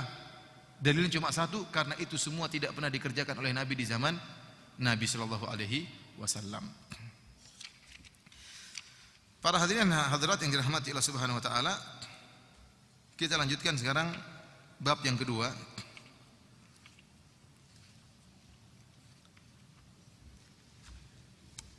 Saya beri judul semua bid'ah sesat. Semua bid'ah sesat. Yang judul ini merupakan sabda Nabi sallallahu alaihi wasallam. Nabi yang berkata kullu bid'atin dhalalah. Seluruh bid'ah itu sesat. Dan Nabi mengatakan wa kullu dhalalatin finnar, dan setiap sesatan di neraka jahanam. Kalau ada yang mengatakan tidak semua bid'ah sesat, maka dia menyelisih sabda Nabi. Nabi yang mengatakan seluruh bid'ah sesat. Sebagaimana seluruh kesesatan di neraka, Rasulullah SAW menggandengkan kullu bid'atin dhalalah wa kullu dhalalatin finnar. Setiap bid'ah adalah sesat dan setiap kesesatan di neraka. Ini kalimat yang bersambung. Saya ulang, ini kalimat yang bersambung. A, seluruh A sama dengan C, seluruh C sama dengan D. Atau seluruh A sama dengan B, seluruh B sama dengan apa? C. Ini kalimat bersambung, bukan 2 kalimat yang terpisah, enggak. Karena sebagian orang salah paham akan hadis ini. Jadi Rasulullah SAW mengatakan kullu bid'atin dhalalah. Seluruh kesesatan adalah seluruh bid'ah adalah apa? Sesat. Dan seluruh kesesatan di neraka. Kesimpulannya seluruh bid'ah di neraka. Artinya seluruh bid'ah adalah kesesatan. Kalau ada orang bilang mengatakan tidak semua bid'ah sesat, berarti kita katakan tidak semua sesat di neraka. Paham? Ini kelaziman, kalimat yang bersambung, tidak bisa dipisahkan. Saya ulangi, dia mengatakan kullu bid'atin dhalalah. Setiap bid'ah adalah apa? Sesat. Wa kullu dhalalatin finnar, dan seluruh kesesatan tempatnya di neraka. Jadi seluruh bid'ah adalah sesat, seluruh sesat adalah di neraka. Kalau ada yang mengatakan tidak semua bid'ah adalah sesat, kita katakan kalau begitu tidak semua kesesatan di neraka. Ini kelaziman, tidak bisa dipisahkan. Karena ini kalimat yang bersambung.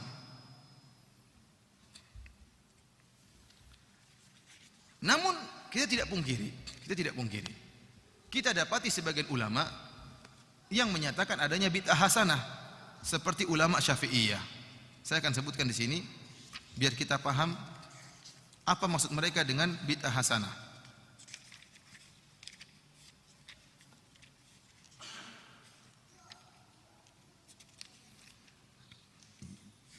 Coba buka halaman 70. Halaman 70. Kenapa mereka mengucapkan istilah bid'ah hasanah? Karena mereka memahami makna bid'ah adalah makna tersendiri.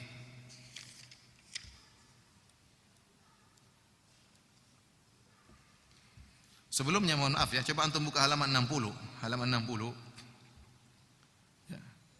Ibnu Hajar Al-Asqalani, halaman 60, Ibnu Hajar Al-Asqalani dari ulama besar mazhab Syafi'i, dia berkata, dan muhdatsat, kata jamak dari muhdats, dan maksudnya adalah apa yang diada-adakan dan ia tidak memiliki asal dalil dalam syariat dan dinamakan dalam syariat dengan bid'ah.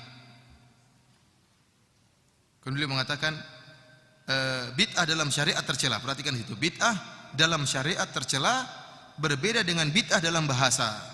Coba buka halaman 60. Dia mengatakan fal bid'atu fil urfi syar'i madhmumatun bi khilafil lughah. Jadi Imam Ibnu Hajar mengatakan seluruh bid'ah dalam syariat tercela, tidak ada yang terpuji. Berbeda bid'ah menurut bahasa. Kalau bid'ah menurut bahasa ada yang terpuji. Juga perkataan Ibnu Hajar Al-Haytami. Ibnu Hajar Al-Haytami, lihat dia mengatakan halaman 61 saya sebutkan, annal bid'ata syar'iyyata la takunu illa dhalalatan bi khilafil lughawiyyah. Bahwasanya bid'ah syar'iyyah pasti sesat, berbeda dengan bid'ah secara bahasa. Berbeda dengan bid'ah secara bahasa. Kita mendapati para ulama yang menyebutkan bid'ah hasanah, mereka mencampur adukan antara bid'ah bermakna syariat dengan bid'ah bermakna bahasa. Dari situlah muncul sebagian ulama Syafi'iyah mengatakan ada bid'ah hasanah. Namun bukan maksud mereka boleh berkreasi berbuat bid'ah, tidak. Kita buka nanti penjelasan mereka, lihat di sini halaman 70, coba perhatikan 70 71. Ulama yang sering dijadikan dalil untuk menunjukkan adanya bid'ah hasanah dari ulama Syafi'iyah seperti Al-Imam Al-Iz bin Abdissalam. Ini ulama besar dari mazhab Syafi'iyah. Apa definisi bid'ah menurut dia? Definisi bid'ah menurut dia umum. Bid'ah adalah mengerjakan perkara yang tidak ada di masa Rasulullah SAW. Jadi seluruh perkara yang tidak di zaman Nabi kemudian dikerjakan setelah Nabi, maka itu bid'ah. Ini termasuk perkara syariat maupun perkara bahasa, tradisi. Padahal yang kita maksudkan dengan bid'ah yang dimaksud oleh Nabi SAW adalah ritual. Demikian juga Imam Nawawi. Al-Imam Nawawi rahimahullah berkata, bid'ah adalah mengandang-andangkan sesuatu yang tidak ada di masa Rasulullah SAW. Jadi seluruh perkara yang berbau agama yang tidak ada di zaman Nabi SAW maka dianggap bid'ah. Dari sini ada perkara-perkara agama yang sebenarnya dia bukan masalah ritual, tapi dia adalah masalah sarana. Contohnya, saya sering sampaikan contohnya. Contohnya seperti mengumpulkan Al-Quran. Al-Quran di zaman Nabi tidak terkumpulkan jadi satu mushaf. Al-Quran di zaman Nabi lembaran-lembaran yang terpisahkan, tidak dikumpulkan. Kenapa Nabi tidak pernah menyuruh para sahabat mengumpulkan Al-Quran? Karena di zaman Nabi ayat masih turun, wahyu masih apa? Turun. Dan kalau turun, contohnya begini. Jadi ayat jangan antum salah bayangkan bahwasanya ayat itu turunnya Al-Fatihah dulu, kemudian Al-Baqarah sampai selesai, baru turun Ali Imran, baru turun An-Nisa. Enggak. Jadi terkadang turun Ali Imran, terkadang surat An-Nisa. Nanti Nabi mengatakan taruh ayat ini di bawah ayat ini, taruh ayat ini di bawah ayat ini. Paham? Jadi masih ada proses apa? Perubahan. Jadi saya ulangi ya, jangan sampai salah paham. Jangan disangka Al-Quran turunnya itu Al-Fatihah dulu, lengkap, kemudian turun Al-Baqarah dulu, lengkap, kemudian turun apa? Ali Imran lengkap, kemudian turun An-Nisa lengkap, kemudian turun Al-Maidah lengkap. Enggak. Jadi Al-Quran itu bukan sejarah dari awal sampai akhir sebagaimana sejarah Islam seperti surat dalam Al-Quran, tidak. Tetapi terkadang turun ayat dalam surat Al-Maidah, besoknya turun ayat dalam surat At-Taubah, bisa jadi. Tapi Nabi yang atur, kata Nabi, ayat ini taruh di bawah di surat At-Taubah, di bawah ayat ini. Ayat ini termasuk dari surat Al-Maidah, taruh di bawah ayat ini. Jadi aturannya bisa apa? Belakangan. Kalau kondisinya seperti ini, susah untuk kemudian dibukukan.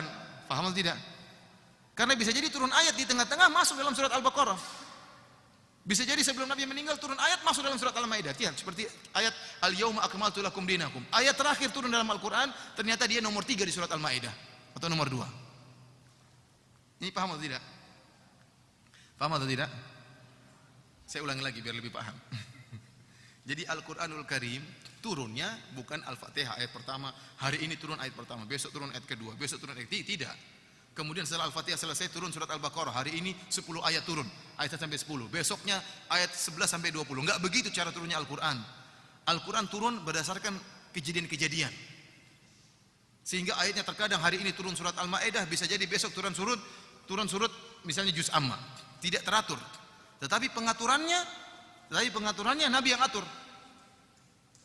Misalnya turun ayat di tengah-tengah perjalanan masuk wattaqu yauman turja'una fihi ila Allah. Ini di antara ayat yang terakhir turun. Takutlah kalian di hari di mana kalian akan dikembalikan kepada Allah. Takutlah kalian kepada hari kiamat. Ayat ini dalam surat Al-Baqarah, padahal termasuk surat ayat yang terakhir tuh turun. Al-Baqarah secara urutan surat yang kedua. Maka tatkala turun ayat ini Nabi mengatakan letakkan ayat ini di surat Al-Baqarah setelah ayat ini. Nabi perintahkan demikian sehingga para sahabat nulis di lembaran, oh ditambah. Paham? Contohnya surat Al-Maidah ayat terakhir yang turun, al-yauma akmaltu lakum dinakum. Pada hari ini telah aku sempurnakan bagi kalian agama kalian. Ini ayat terakhir yang turun dalam Al-Quran. Ternyata dia nomor 3 dalam surat Al-Maidah. Al-Maidah lebih 100 ayat. Kemudian ternyata ini ayat yang nomor 3. Secara urutan dalam. Berarti Nabi mengatakan ini ayat turun, letakkan setelah nomor 2. Oleh karenanya sulit tergambarkan di zaman Nabi untuk dikumpulkan Al-Quran. Karena penulisan selalu terjadi apa? Perubahan, ada tambahan. Oh ini dipindahkan ke ayat ini, oh ditambahkan ini. Kemudian ada kemungkinan yang kedua. Kemungkinan yang kedua kenapa tidak dikumpulkan di zaman Nabi? Karena dalam Al-Quran ada nasikh dan mansukh, ada perubahan. Allah mengatakan ma nansakh min ayatin aw nunsiha na'ti bi ghairin minha aw mithliha. Alam ta'lam anna Allah ala kulli syai'in qadir? Ayat yang kami mansuhkan. Jadi ada ayat yang mansukh. Jadi enggak mungkin Al-Quran dikodifikasikan, dibukukan, karena bisa jadi kata Nabi ayat yang itu hapus, bisa jadi. Siapa yang suruh? Allah Subhanahu wa taala. Karena ada proses ini, ada proses pengaturan yang bisa tambah-tambahan atau ada yang dihapuskan, maka secara logika Al-Quran tidak bisa dikodifikasikan, dikumpulkan di zaman para sahabat. Kapan mulai dipikirkan untuk dikodifikasikan? Setelah Nabi SAW meninggal. Tatkala Nabi SAW sudah meninggal, maka tidak mungkin ada ayat yang mansuh dan tidak ada lagi tambahan-tambahan ayat. Oh tambah ayat ini di surat ini, oh tambah ayat ini di surat ini, enggak ada. Oleh karenanya baru terfikirkan ide oleh Zaid bin Thabit radhiyallahu taala anhu menyampaikan kepada Abu Bakar, kita kodifikasikan Al-Quran. Oleh karenanya membukukan Al-Quran di zaman Nabi tidak ada, benar. Ini dianggap oleh dianggap sebagai bid'ah hasanah oleh sebagian ulama. Menurut kita itu bukan bid'ah, menurut ulama yang lain bukan bid'ah, sekedar istilah. Jadi mengumpulkan Al-Quran dia adalah sarana untuk belajar apa? Al-Quran. Yang kita bahas, yang kita permasalahkan bukan masalah sarana, tapi ritual ibadah baru. Ini yang tidak ada, yang di zaman Nabi tidak ada ritual ini, maka zaman sekarang nggak boleh. Beda dengan sarana. Di zaman Nabi tidak ada mengkodifikasikan Al-Quran, sekarang dibuat di zaman para sahabat, karena ini membantu untuk memahami Al-Quran dan Sunnah. Dan ini adalah bab termasuk dari bagian sarana. Seorang supaya mudah belajar Al-Quran, Al-Qurannya dikumpulkan. Secara logika demikian.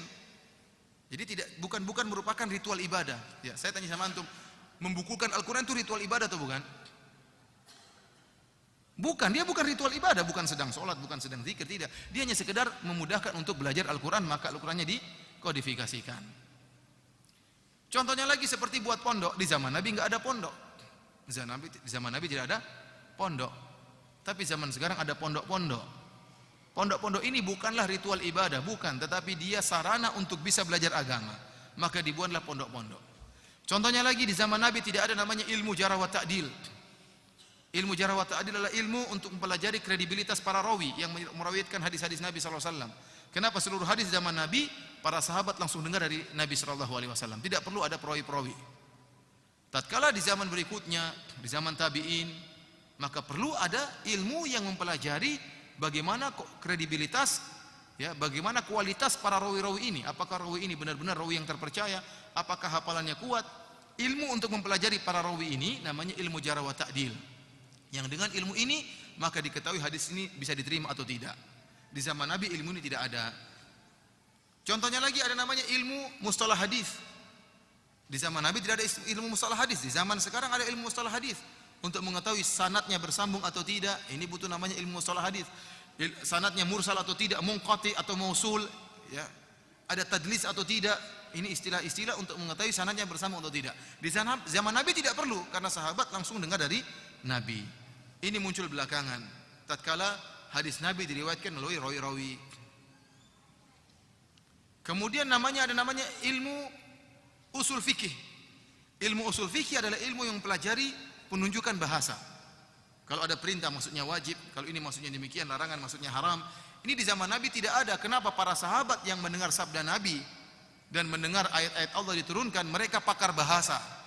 Mereka pakar bahasa sehingga mereka mengerti kalau perintah maksudnya untuk wajib, kalau ini maksudnya demikian, sehingga mereka tidak perlu namanya ilmu usul fikih.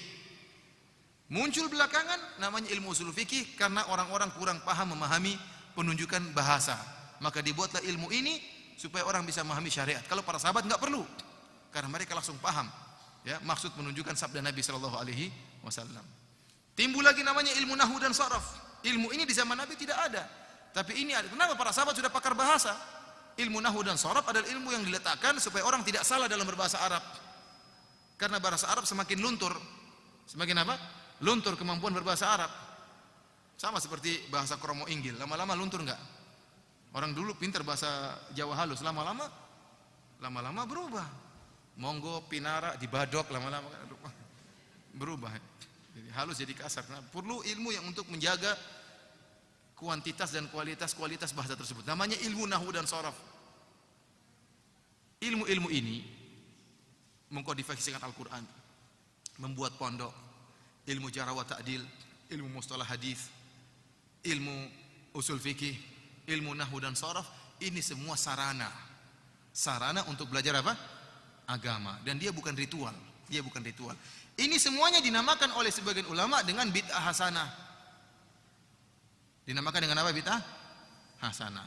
Kalau perkara-perkara ini dinamakan bid'ah hasanah, maka tidak jadi masalah, sekedar masalah istilah. Yang kita ingkari adalah penamaan ritual-ritual ibadah baru dinamakan dengan bid'ah hasanah. Ini yang kita ingkari, tidak ada di zaman Nabi. Bukan sarana, tapi ritual-ritual baru yang tidak ada di zaman Nabi dinamakan dengan bid'ah hasanah. Oleh karenanya, meskipun kita tidak ingkari, ada sebagian ulama yang mengatakan adanya bid'ah hasanah, namun maksud mereka dengan bid'ah hasanah bukanlah sebagaimana yang dipahami oleh masyarakat, bebas berkreasi dalam membuat ritual, tidak. Maksud mereka adalah sarana-sarana tadi, sarana-sarana untuk bisa melaksanakan ritual ibadah yang sudah diajarkan oleh Nabi sallallahu alaihi wasallam. Adapun berkreasi untuk membuat ritual baru, maka tidak diperbolehkan.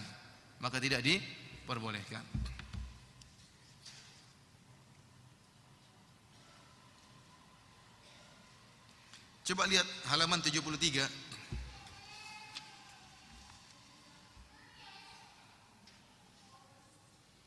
Lihat di sini, antum bisa baca semua bid'ah hasanah menurut Al-Iz bin Abdissalam. Ini sering dijadikan hujah oleh orang-orang yang melakukan bid'ah. Kata mereka, lihat Ibnu Abil Iz membagi bid'ah menjadi 5.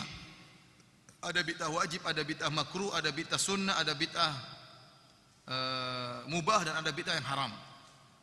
Kita bilang, lihat maksudnya, contoh-contoh yang dia buat. Contoh-contoh yang dibuat dengan bid'ah mustahab atau bid'ah yang wajib, perhatikan, adalah perkara-perkara yang tadi saya sebutkan mengenai sarana. Lihat di sini dia mengatakan ada beberapa contoh bid'ah yang wajib. Baris ke berapa? 1 2 3 4 5 6 7 8 9 10. Baris ke-10 di akhir. Ya, lihat perkataan bid'ah hasanah menurut Al-Iz bin Abdissalam pada baris ke-10, dia mengatakan ada beberapa contoh bid'ah yang wajib. Yang pertama berkecimpung dengan ilmu nahwu. Ya, ini bid'ah yang wajib katanya. Padahal kalau kita ini bukan bid'ah, ini sekedar sarana untuk belajar bahasa Arab. Namun menurut dia ini namanya bid'ah yang wajib. Dengan ilmu nahwu yang dengan ilmu tersebut dipahami perkataan Allah dan perkataan Rasulullah SAW. Hal ini hukumnya wajib karena menjaga syariat hukumnya wajib dan tidak mungkin menjaga syariat kecuali dengan mengenal ilmu nahwu. Selain itu suatu perkara yang tidak sempurna suatu kewajiban kecuali dengan perkara tersebut, maka perkara tersebut hukumnya wajib. Contoh yang kedua adalah menjaga kata-kata yang gharib. Jadi ada buku-buku namanya Gharibul Hadis, Gharibul Quran. Jadi perkataan bahasa Arab yang orang tidak mudah untuk memahaminya, ya, maka dibukukan oleh para ulama. Kalau ada kalimat ini maknanya ini, ada kalimat ini maknanya ini. Kita bahasa Indonesia saja, bahasa Jawa sih terkadang ada kalimat yang kita tidak pahami. Terutama orang-orang yang masih muda, yang tua-tua mungkin paham kalimat tersebut. Supaya orang tidak lupa maknanya ini, maka dibukukan dalam buku. Kalau ini maknanya ini maknanya, namanya Gharibul Hadis. Ini menurut dia adalah bid'ah yang wajib. Padahal kita mengatakan ini sarana untuk belajar bahasa Arab. Contoh yang ketiga, penulisan usul fikih. Kemudian jarh wa ta'dil. Ini saya cuma jelaskan bahwasanya ternyata bid'ah hasan yang dimaksud oleh Al-Iz bin Abdissalam tidak sebagaimana yang dipahami oleh orang-orang sekarang. Para hadirin dan hadirat yang dirahmati oleh Allah Subhanahu wa taala, ya. Mungkin demikian saja yang bisa saya sampaikan ya tentang masalah. Selanjutnya silakan baca sendiri ya. Saya bisa kasih gambaran tentang bid'ah hasanah, bahwasanya bid'ah hasanah tidak ada dalam syariat. Intinya bid'ah hasanah tidak ada dalam syariat. Kalau ada ulama yang menyatakan ada bid'ah hasanah, maka maksudnya tidak sebagaimana yang dimaksud oleh masyarakat. Yang dimaksud oleh mereka dengan bid'ah hasanah yang dibolehkan adalah berkaitan dengan sarana-sarana tadi. Seperti membukakan Al-Quran, seperti mikrofon, seperti menggunakan televisi. Ini bukan ritual, tapi dia sarana untuk apa? Sarana untuk beribadah. Contohnya tadi ilmu nahwu dan sharaf. Ya. Adapun kalau ritual, maka tidak ada bid'ah hasanah. Seluruh ritual yang di zaman Nabi tidak ada, maka zaman sekarang juga bukan ritual. Assalamualaikum warahmatullahi wabarakatuh. Ustaz, bagaimana dengan orang yang mengatakan, ya memang maulid Nabi itu belum pernah dilakukan oleh Nabi Muhammad SAW, tapi kan ini bukan bid'ah karena ada maslahatnya.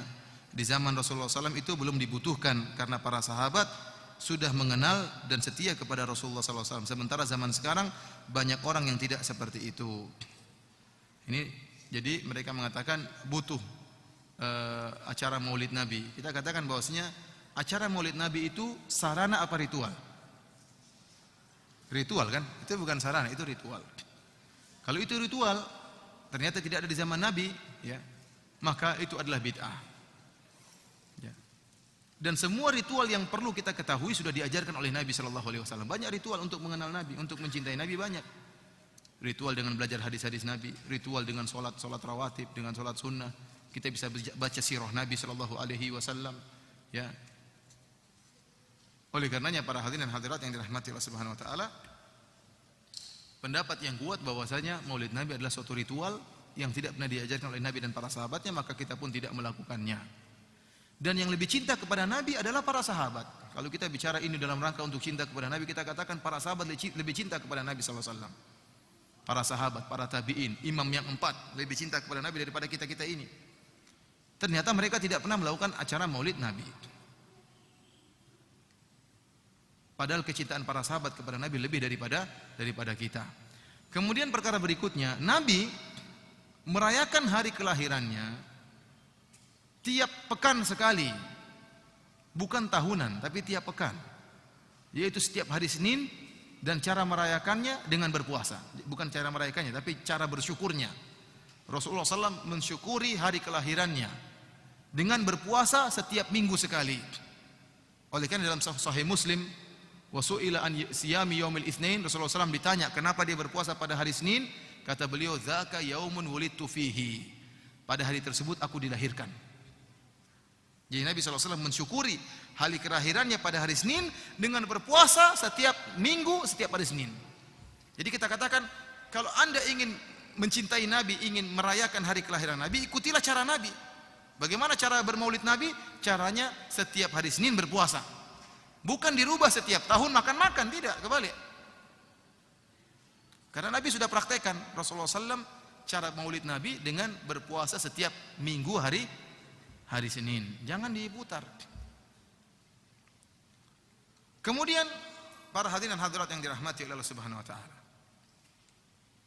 lihat bagaimana acara maulid yang dilakukan oleh orang sekarang. Banyak acara maulid yang mereka lakukan hanya sekedar hura-hura, acara-acara, kemudian bikin pawai-pawai, dibuatlah patung-patungan. Saya lihat sendiri bagaimana buat patung-patung hewan, kemudian arak-arakan di. Apakah ini menambah iman? Apa hubungannya patung kuda sama Nabi SAW? Apa hubungannya patung seperti acara barongsai? Seperti apa? Ini apa hubungannya dengan Islam? Apakah dengan pawai di jalan tersebut tambah iman? Buktinya waktu azan duhur orang tidak ke masjid. Mereka-mereka yang pawai-pawai tadi tidak ke masjid, padahal sunnah Nabi yang sungguhnya sholat di masjid. Belum lagi diputar musik-musikan, belum lagi ikhtilat laki-laki dengan perempuan. Oleh karenanya para hadirin rahmatillah subhanahu wa ta'ala, sampai-sampai sering saya sampaikan bagaimana pendiri NU yang bernama Kiai Haji Hashim Asy'ari yang beliau membolehkan maulid. Beliau ini membolehkan maulid sebagaimana kebiasaan orang-orang NU, dan dia belum membolehkan maulid. Akan tetapi beliau mengingkari acara maulid yang dilakukan oleh banyak orang, sehingga beliau menulis sebuah buku judulnya At-Tanbihatul Wajibat Liman Yasna'ul Maulid Bil Munkarat. Peringatan keras terhadap yang wajib terhadap orang-orang yang melakukan maulid dengan kemungkaran. Dia mengarahkan kalau bikin acara maulid, menurut dia Acara maulid sebagaimana acara yang dianjurkan oleh para ulama. Caranya dengan baca sirah Nabi, kemudian setelah itu mungkin bersedekah, itu acara maulid kata dia. Begitu caranya. Baca sirah Nabi, berkumpul baca sirah Nabi, maka selesai. Dengan baca sirah Nabi akan menambah iman, menambah ilmu. Adapun kata dia mengadakan acara maulid dengan campur baur lelaki perempuan, maka dia ingkari. Ini kemungkaran kata dia. Mengadakan acara maulid dengan alat-alat musik, ini kemungkaran. Mengadakan acara maulid dengan acara dramaan secara model drama menurut orang-orang dulu juga dia sebutkan modelnya, saya sebutkan di sini ada istilah yang dia sebutkan. Strike apa begitu istilah drama model mereka. Kemudian menghambur-hamburkan makanan, maka ini semua mungkar kata dia, tidak pantas maulid Nabi diacarakan dengan acara tersebut. Oleh karena kita katakan meskipun sebagian ulama membolehkan maulid, ya, saya tidak mengingkari. Ada ulama Syafi'i yang membolehkan maulid. Kalaupun mereka membolehkan, maka caranya bukan cara seperti sekarang ini, tapi dengan baca sirah Nabi sallallahu alaihi wasallam, membacakan sebagian sejarah Nabi sallallahu alaihi wasallam, kemudian selesai. Mau bersedekah, mau infak silakan. Tapi kalau acara maulid seperti yang sekarang, kemudian pawai dan macam-macamnya bercampur laki-laki perempuan, putar-putar musik sampai di sebagian negara sampai joget-jogetan. Saya lihat di YouTube ya, di Mesir kalau tidak salah. Laki-laki dan perempuan apa sambil joget-joget karena acara maulid. Terus tadi pertanyaan dia mengatakan kalau di zaman Nabi tidak perlu maulid karena para sahabat tidak kenal dengan Nabi. Kalau sekarang perlu dengan maulid. Saya tanya, apakah orang-orang yang acara maulid kemudian mengenal Nabi? Ataukah orang-orang yang sholat di masjid, yang belajar di masjid yang mengenal Nabi? Justru mereka tatkala menemukan sarana untuk mengungkapkan cinta kepada Nabi dengan acara maulid, sunnah-sunnah Nabi yang asli mereka tinggalkan. Sholat jamaah ditinggalkan, sholat ini ditinggalkan, maulid sergap. Maulid sergap.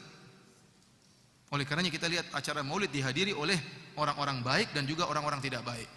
Orang-orang soleh juga acara maulid, pemabuk juga, pezina juga semangat acara maulid. Kenapa? Mereka menganggap ada satu sarana yang mereka temukan untuk bisa menunjukkan rasa cinta. Kita bilang menunjukkan rasa cinta kepada Nabi bukan acara maulid, tapi dengan apa? Menjalankan sunnah-sunnah Nabi, ya. Yang wanita harus pakai jilbab, itu berarti cinta sama Nabi, ya. Bukan malah buka jilbab waktu acara maulid kemudian sergap. Laki-laki sholat di masjid itu sunnah Nabi sallallahu alaihi wasallam. Bukan acara maulid rame, begitu setelah acara maulid masjid kosong.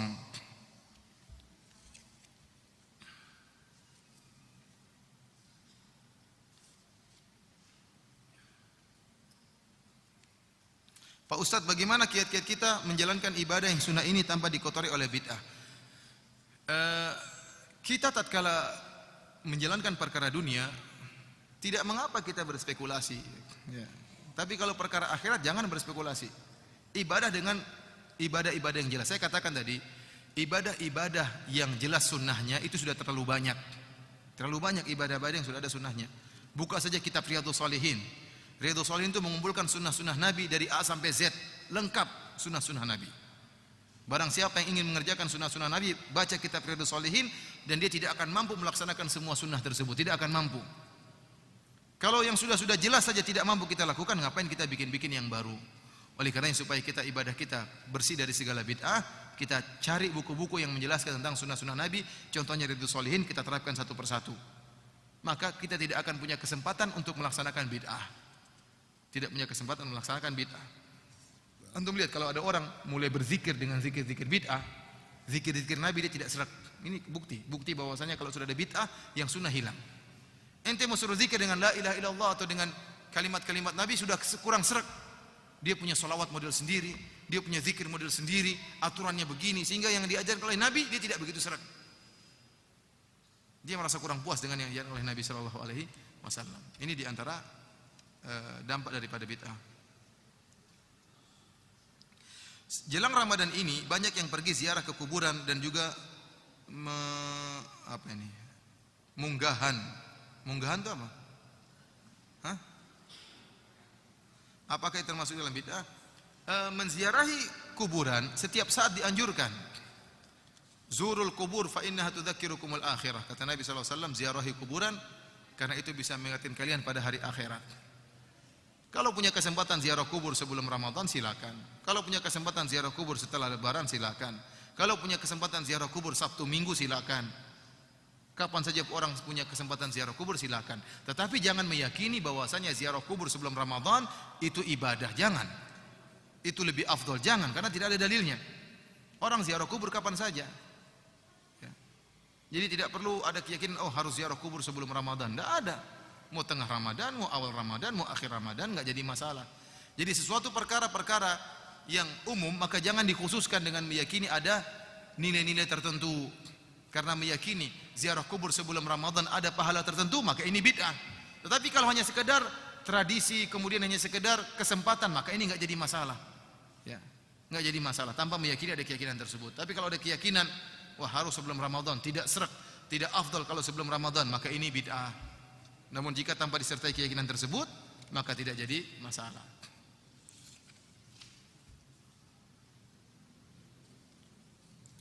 Apakah sholat tahajud setelah sholat tarawih termasuk bid'ah? Jawabannya tidak. Rasulullah SAW pernah mencontohkan sholat genap setelah sholat witir. Genap setelah sholat witir. Dan ada juga sahabat dalam Sunan Abi Daud yang dia sholat rakaat 2 ronde, sholat tarawih 2 ronde.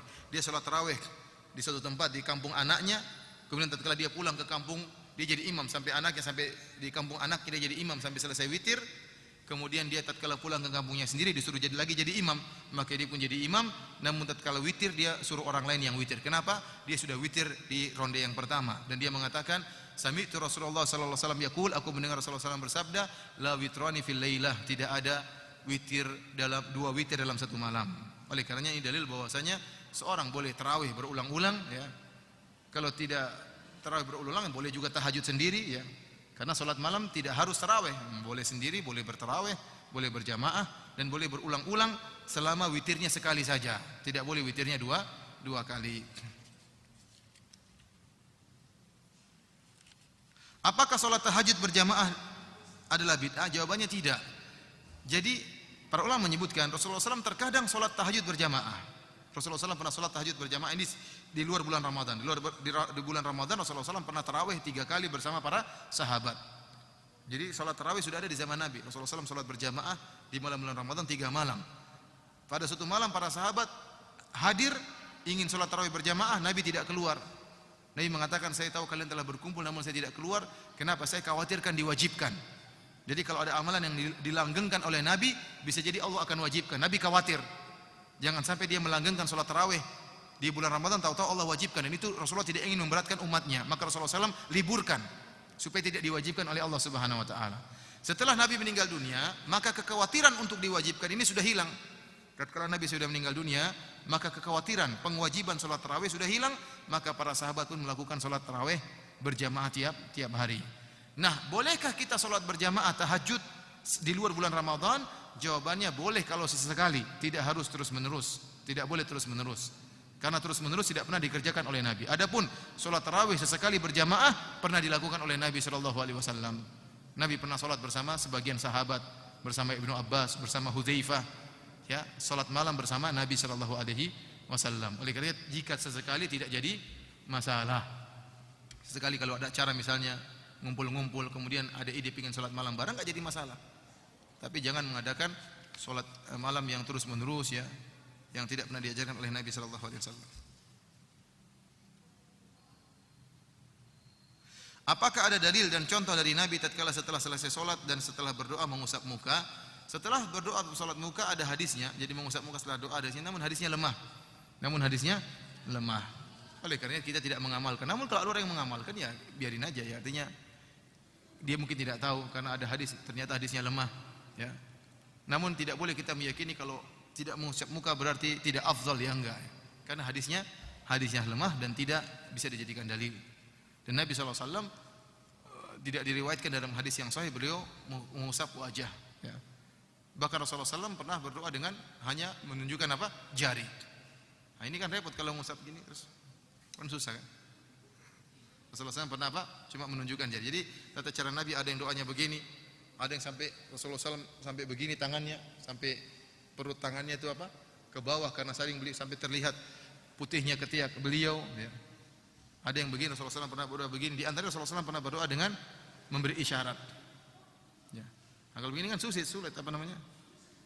Oleh karenanya kita katakan kalau ada yang mengusap wajah kita bilang biarin saja karena mungkin dia ada pendapat seperti itu. Ya, kalau kita bisa nasihati dengan cara yang lembut ya. Jangan langsung kita wah itu ngawur enggak. Karena memang ada dalil yang mungkin menurut mereka ini benar namun kita katakan hadisnya lemah, tidak bisa dijadikan dalil.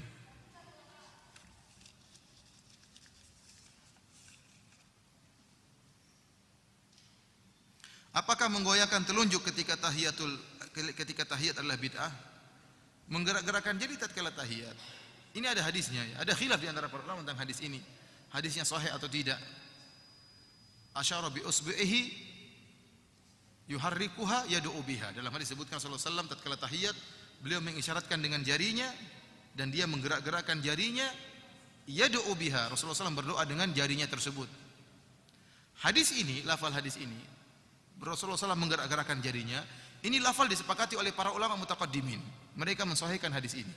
Muncul ulama sekarang yang mutaakhirin seperti Syekh Muqbil rahimahullah dan murid-muridnya yang menyatakan hadis ini lemah.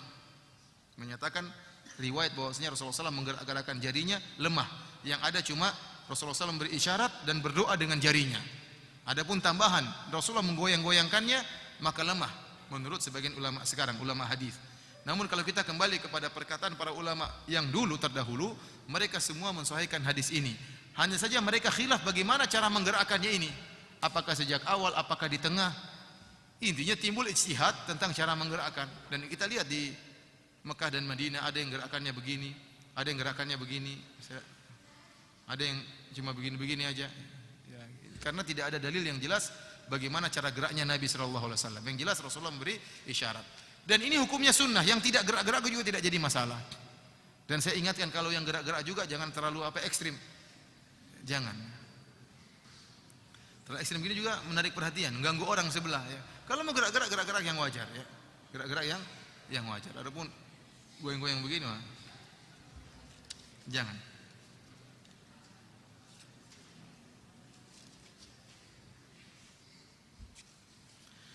Baca Yasin 3 kali di malam nisfu Sya'ban. Ini tidak ada dalilnya baca Yasin harus 3 kali. Kenapa harus 3 kali? Kenapa harus Yasin dalam nisfu Sya'ban?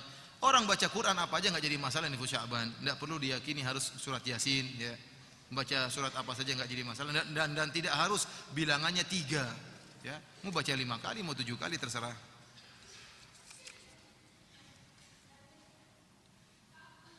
Bagaimana apabila seorang yang awam hadis mengamalkan hadis yang dhaif, apakah ia terjatuh dalam perkara bid'ah? Kita katakan dia ditegur ya, mungkin dia tidak tahu, mungkin dia tidak tahu, maka perlu diingatkan dengan cara yang baik.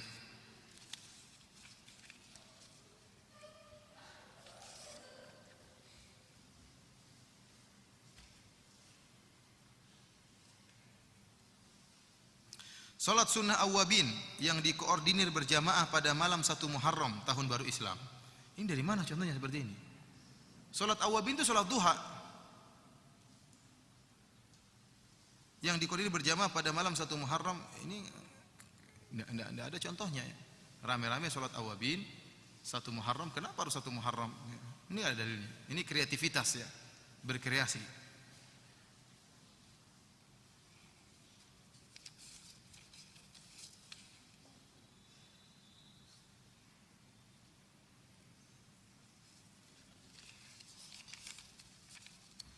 Baca Yasin 3 kali setelah maghrib pada 14 Sya'ban. Kenapa harus 3 kali? Kenapa enggak 21 kali?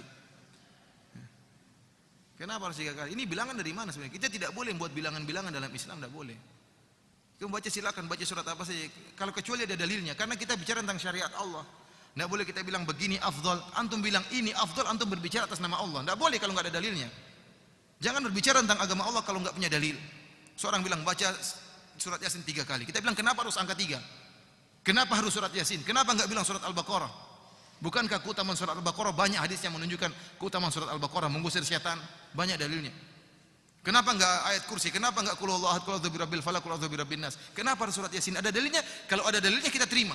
Tapi kalau enggak ada dalilnya jangan ngomong dengan enak sendiri, tidak boleh seperti ini. Ya ikhwan, kita berbicara tentang agama Allah itu berbicara atas nama Allah Subhanahu wa taala. Kita bilang afdal, ternyata enggak ada afdalnya, gimana? Berarti berdosa atas nama Allah Subhanahu wa taala. Ini mengatakan baca Yasin 3 kali. Taib, kenapa harus 3 kali? Kenapa harus surat Yasin? Mana dalilnya? Kalau enggak jangan buat-buat macam-macam tentang agama Allah. Dan subhanallah di sebagian pengajian ibu-ibu paling senang ada amalan-amalan. Dan itu paling laris, ada kiai seperti itu laris sekali. Jadi tiap pertemuan ada amalan. Amalan itu buat-buat sendiri. Baca ini 7 kali, ini 12 kali, ini 15. Ini dari mana seperti ini? Ramuan jamu seperti ini dari mana? Resep seperti ini dari mana? Ya jangan kita berbicara tentang agama Allah tanpa dalil. Cukuplah apa yang diajarkan oleh Nabi sallallahu alaihi wasallam sebagai dalil kita.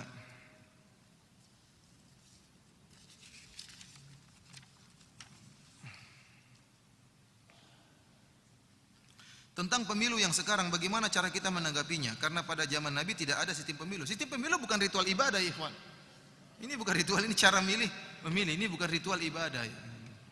Ini bukan bid'ah, maksiat ya. Kalau kita bilang maksiat apa? Demokrasi itu maksiat. Tetapi para ulama yang membolehkan pemilu karena mengikuti kaedah mengambil kemudaratan yang lebih ringan, bukan mendukung kemudaratan tersebut. Apa makna kaedah mengambil kemudaratan yang paling ringan di antara dua kemudaratan? Apakah maksudnya mendukung kemudaratan? Apakah kaidah itu berarti mendukung kemudaratan? Jawabannya tidak. Kemudaratannya diingkari, namun karena tidak bisa kita hindari, kita pilih kemudaratan yang paling ringan. Itu maksudnya. Bukan mendukung kemudaratan. Jadi orang yang mengatakan demokrasi ibadah ini enggak benar. Demokrasi bukan ritual ibadah, kemaksiatan ini. Beda antara bid'ah dengan maksiat.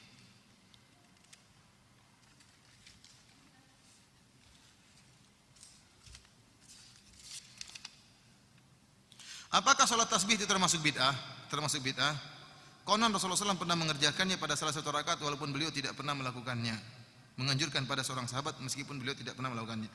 Masalah sholat tasbih ada khilaf di antara para ulama. Jadi saya katakan ikhwan dan akhwat, tidak boleh kita langsung menghukum satu permasalahan sebagai permasalahan bid'ah kalau ternyata para ulama masih khilaf. Masih khilaf dengan khilaf yang kuat, ada dalil yang mereka perdebatkan. Sebagai contoh ada perkara hadis yang dianggap sahih oleh sebagian ulama, dianggap dhaif oleh sebagian ulama. Contohnya seperti kunut subuh. Kunut subuh ini diperselisihkan hadisnya. Mazhab Syafi'iyah menganggap hadisnya sahih sehingga mereka mengamalkan kunut subuh setiap subuh. Banyak ulama yang mengatakan tidak sahih, maka tidak diamalkan. Maka dari sini kita harus toleransi karena ini masalah khilafiyah. Ulama sendiri sudah khilaf dalam menghukum hadis ini dhaif atau sahih. Contohnya masalah salat tasbih. Salat tasbih pun perselisihan diselisihkan oleh para ulama, hadisnya sahih atau hasan. Sebagian ulama seperti Syekh Albani mengatakan hadisnya hasan, bisa dijadikan hujjah, dan banyak ulama mengatakan tidak bisa dijadikan hujjah. Maka khilaf di antara para ulama, ada yang mengatakan dianjurkan, ada yang mengatakan tidak dianjurkan. Dalam perkara ini maka tidak boleh kita hukumi sebagai bid'ah. Saya sendiri lebih condong bahwasanya tidak sahih hadis tersebut, namun kalau ada yang melaksanakan silakan. Karena ada ulama yang menyatakan hadisnya sahih.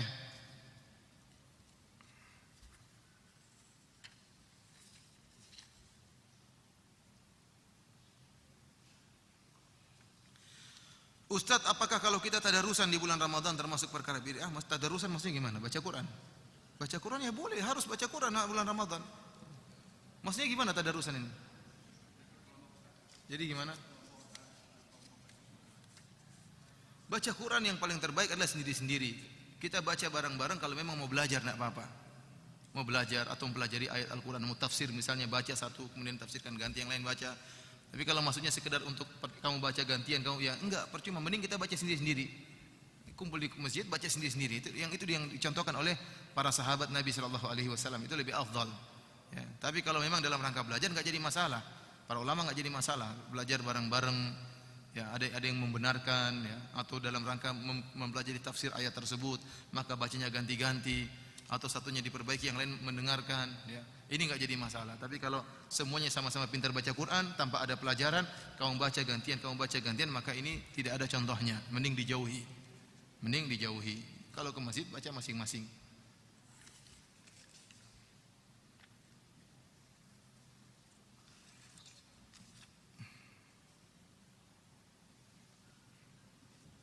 Demikianlah para hadirin dan hadirat yang dirahmati Allah Subhanahu wa taala, sebagian yang bisa kita sampaikan pada kesempatan kali ini ya, tentunya tidak semua kita baca dari buku yang saya tulis, silakan baca masing-masing di rumah. Dan saya ingatkan, bagaimanapun seorang menghadapi berbagai macam ritual-ritual baru di lingkungan dia, maka dia harus menghadapinya dengan bijak, dengan hikmah. Tidak kemudian serta-merta langsung dia ingkari, dia ngabung-ngabung, enggak, bukan seperti itu dakwah yang benar. Dakwah yang benar kita menyampaikan sunnah sedikit demi sedikit. Ya, tidak semua yang menurut kita salah kemudian kita ingkari di hadapan mata, melihat situasi dan kondisi. Oleh karenanya seorang ya jadikan lingkungan dia, kalau ternyata banyak bid'ah maka itu sebagai lahan dakwah, tapi dengan penuh kelembutan, dengan penuh kesabaran, jangan tergesa-gesa, karena ketergesaan hanya menimbulkan kerusakan dan kekacauan dalam dakwah ya. Oleh karenanya Maksudnya bukan kemudian antum semangat pulang-pulang semua ini bid'ah, ini bid'ah, ini bid'ah, ini bid'ah, besok diusir dari kampung ya. Ya, antum caranya yang baik, mereka tidak mengerti. Kebanyakan orang melakukan bid'ah tidak paham. Menurut mereka itu ibadah yang bagus, mereka tidak paham. Tugas kita untuk memahamkan dengan pelan-pelan, jangan tergesa-gesa sedikit demi sedikit. Demikian saja.